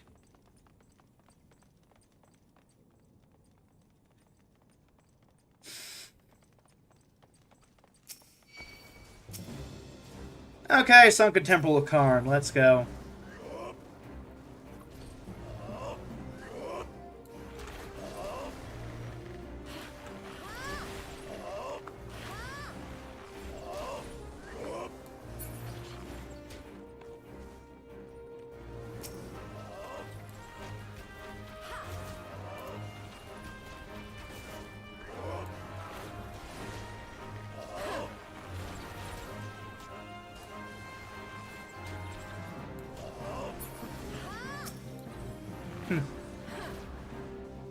Let's go.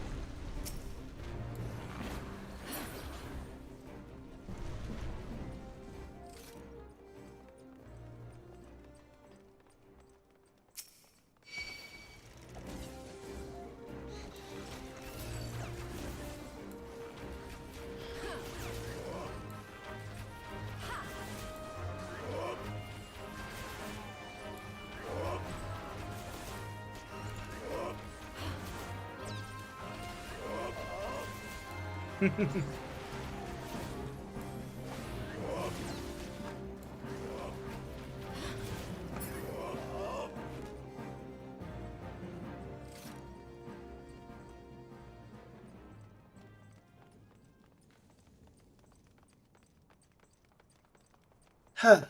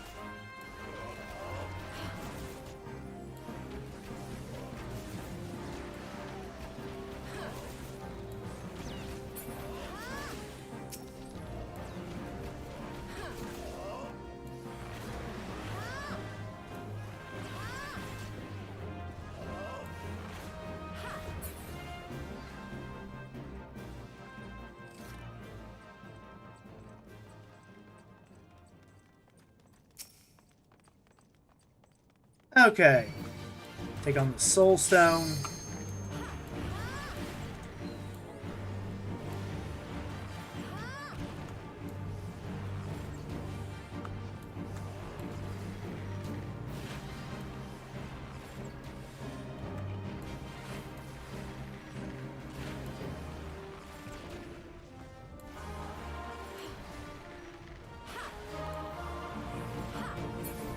Huh.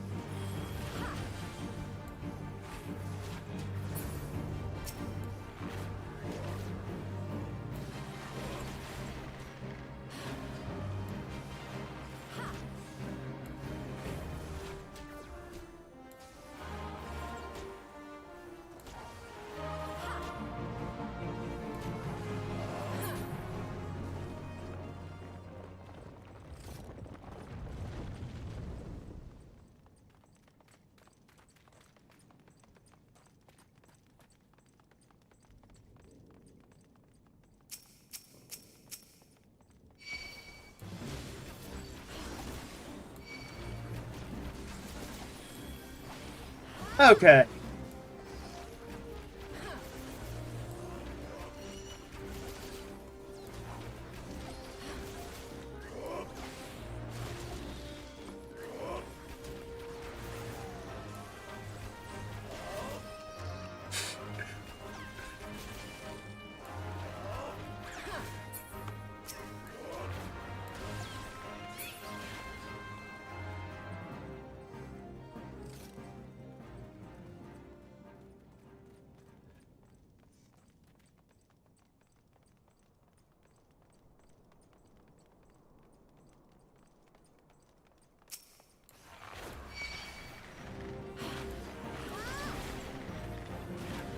Mm-hmm.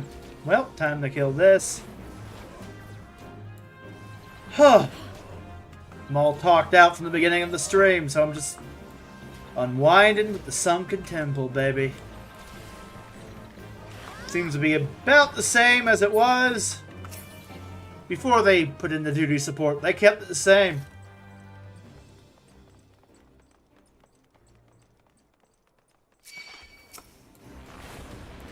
And I'm okay with that, so there's not much to say. It's like, if you've done it once, you've done it a billion times.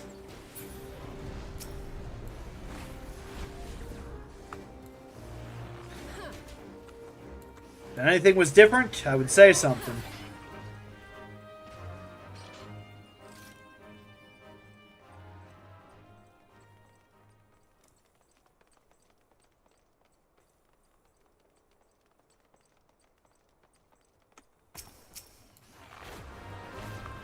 Oh wait, I just realized something is different. They stay on the platforms now.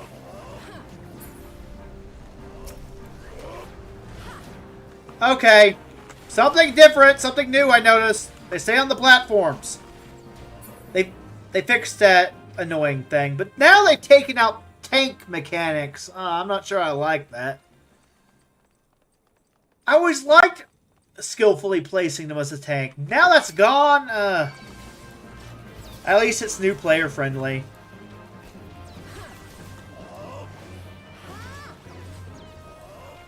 I mean, it's a Realm Reborn. It has to be new player friendly.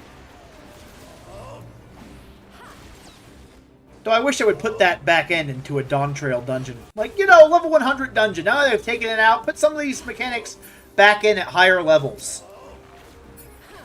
That's how I would do it if I was making a single player game.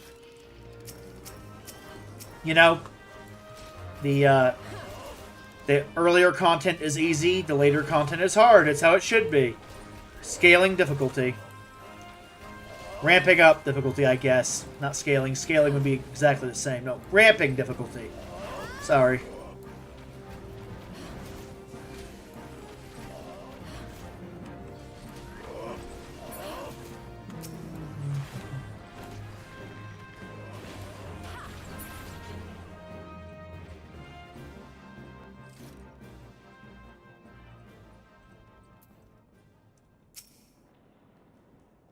Move. I'll do left. I don't care about the puzzle.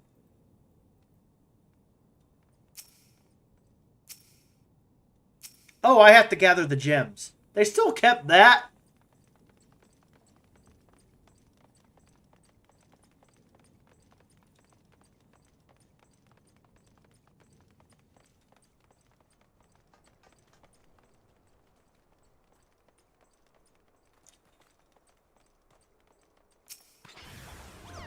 Ah!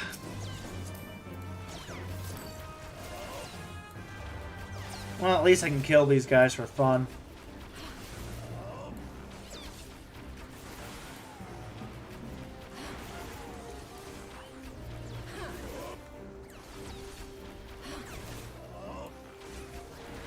Okay, so they still kept the puzzle of the dungeon, the overall puzzle intact. Good!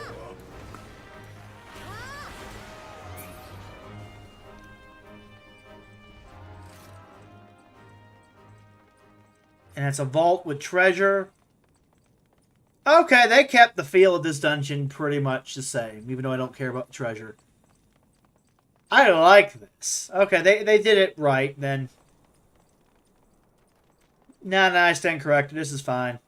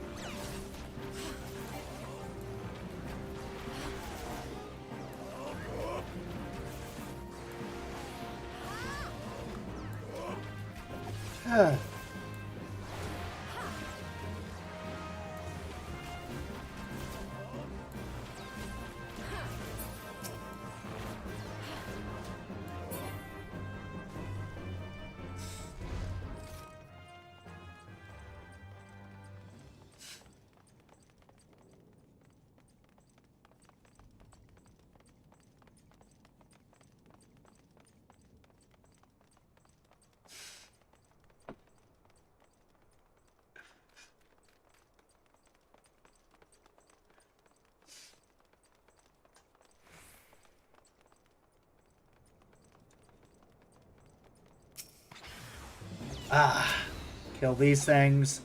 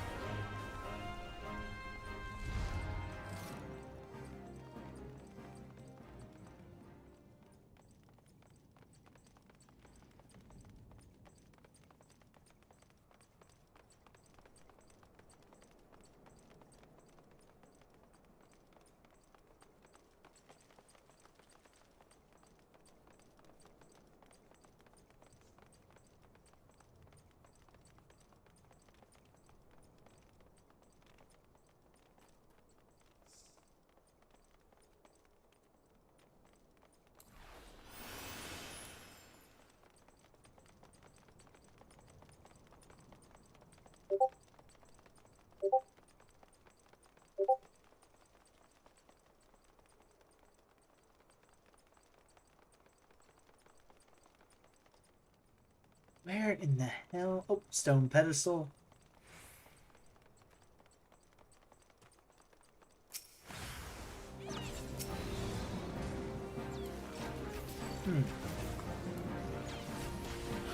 Okay.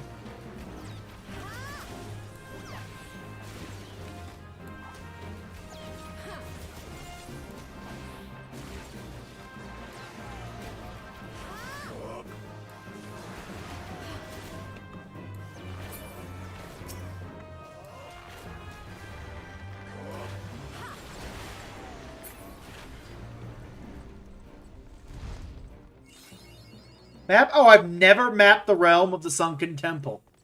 Well, I got that achievement.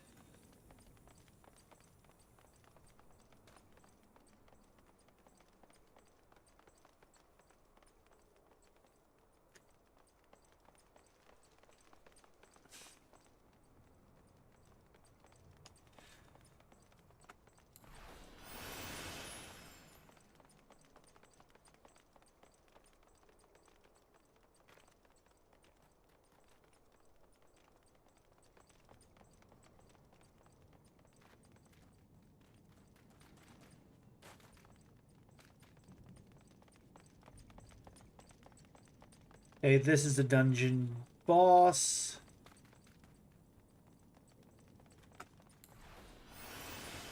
Fuck. Hey, man.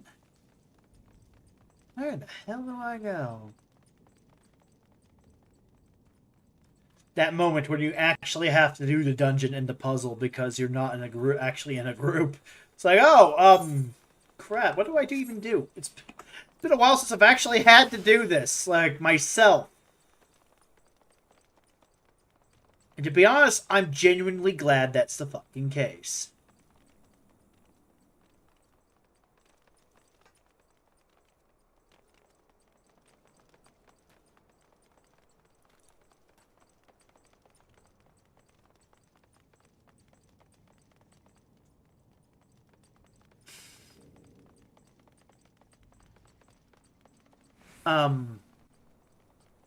Fuck.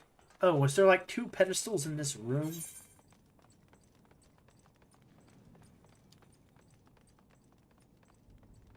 Wait, can I just interact with the Scales of Judgment? Oh. Wait, did they take out the items too? And it's just, oh, you don't have items, you're gonna have to fight. I was praising this, but they did that. That's really boring. I'd rather they just have the magical items drop off the bosses. Just for flavor at that point.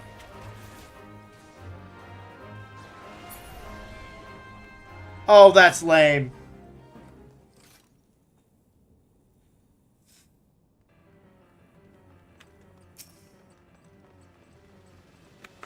That's lame. Boo. They changed the dungeon a little too much.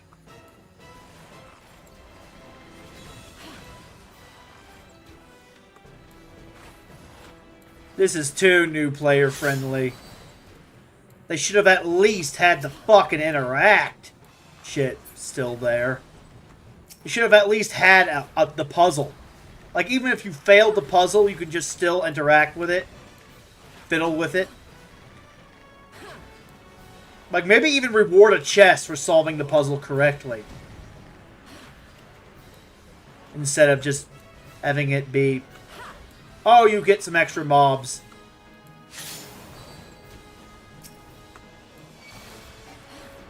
Oh, I'm stunned?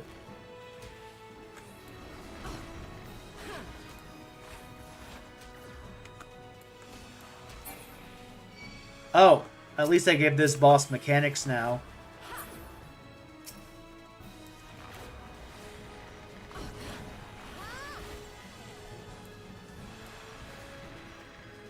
Dark 2. The boss kind of makes up for it. They fixed this jank-ass boss fight. Actually made it fun, but wish they kept the puzzle.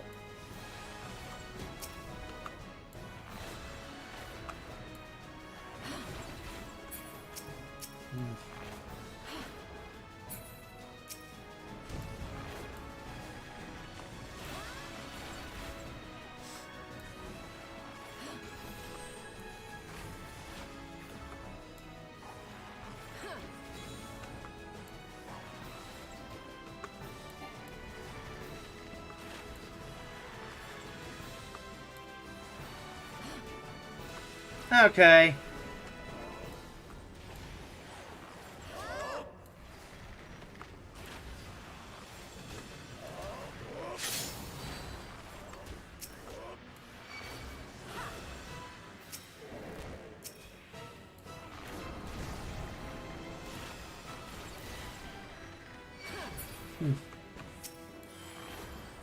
Save the Conjurer. And the Thaumaturge.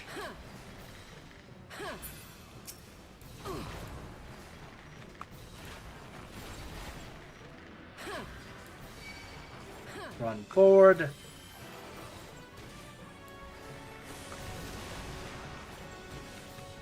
Come on.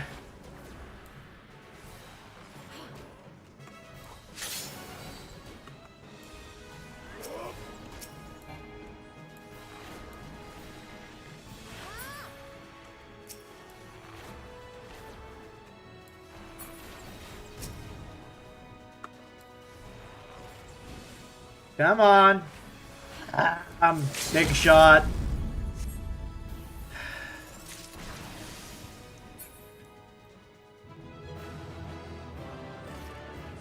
And, well, that's all for the stream. If you like what you've seen, please give me a follow if you haven't already. And, well, hopefully I'll see you tomorrow for some JRPGs. Because, yeah, tomorrow I plan work, or, well, today, I suppose. I waited so long, it's 2 a.m. Either tomorrow, or either, like, later today, technically, or real tomorrow, I will be doing some JRPGs. So, hopefully I'll see you then. In any case, it's been Captain Alexander. See you later. Bye-bye. Before you go, I'm gonna raid someone on Twitch.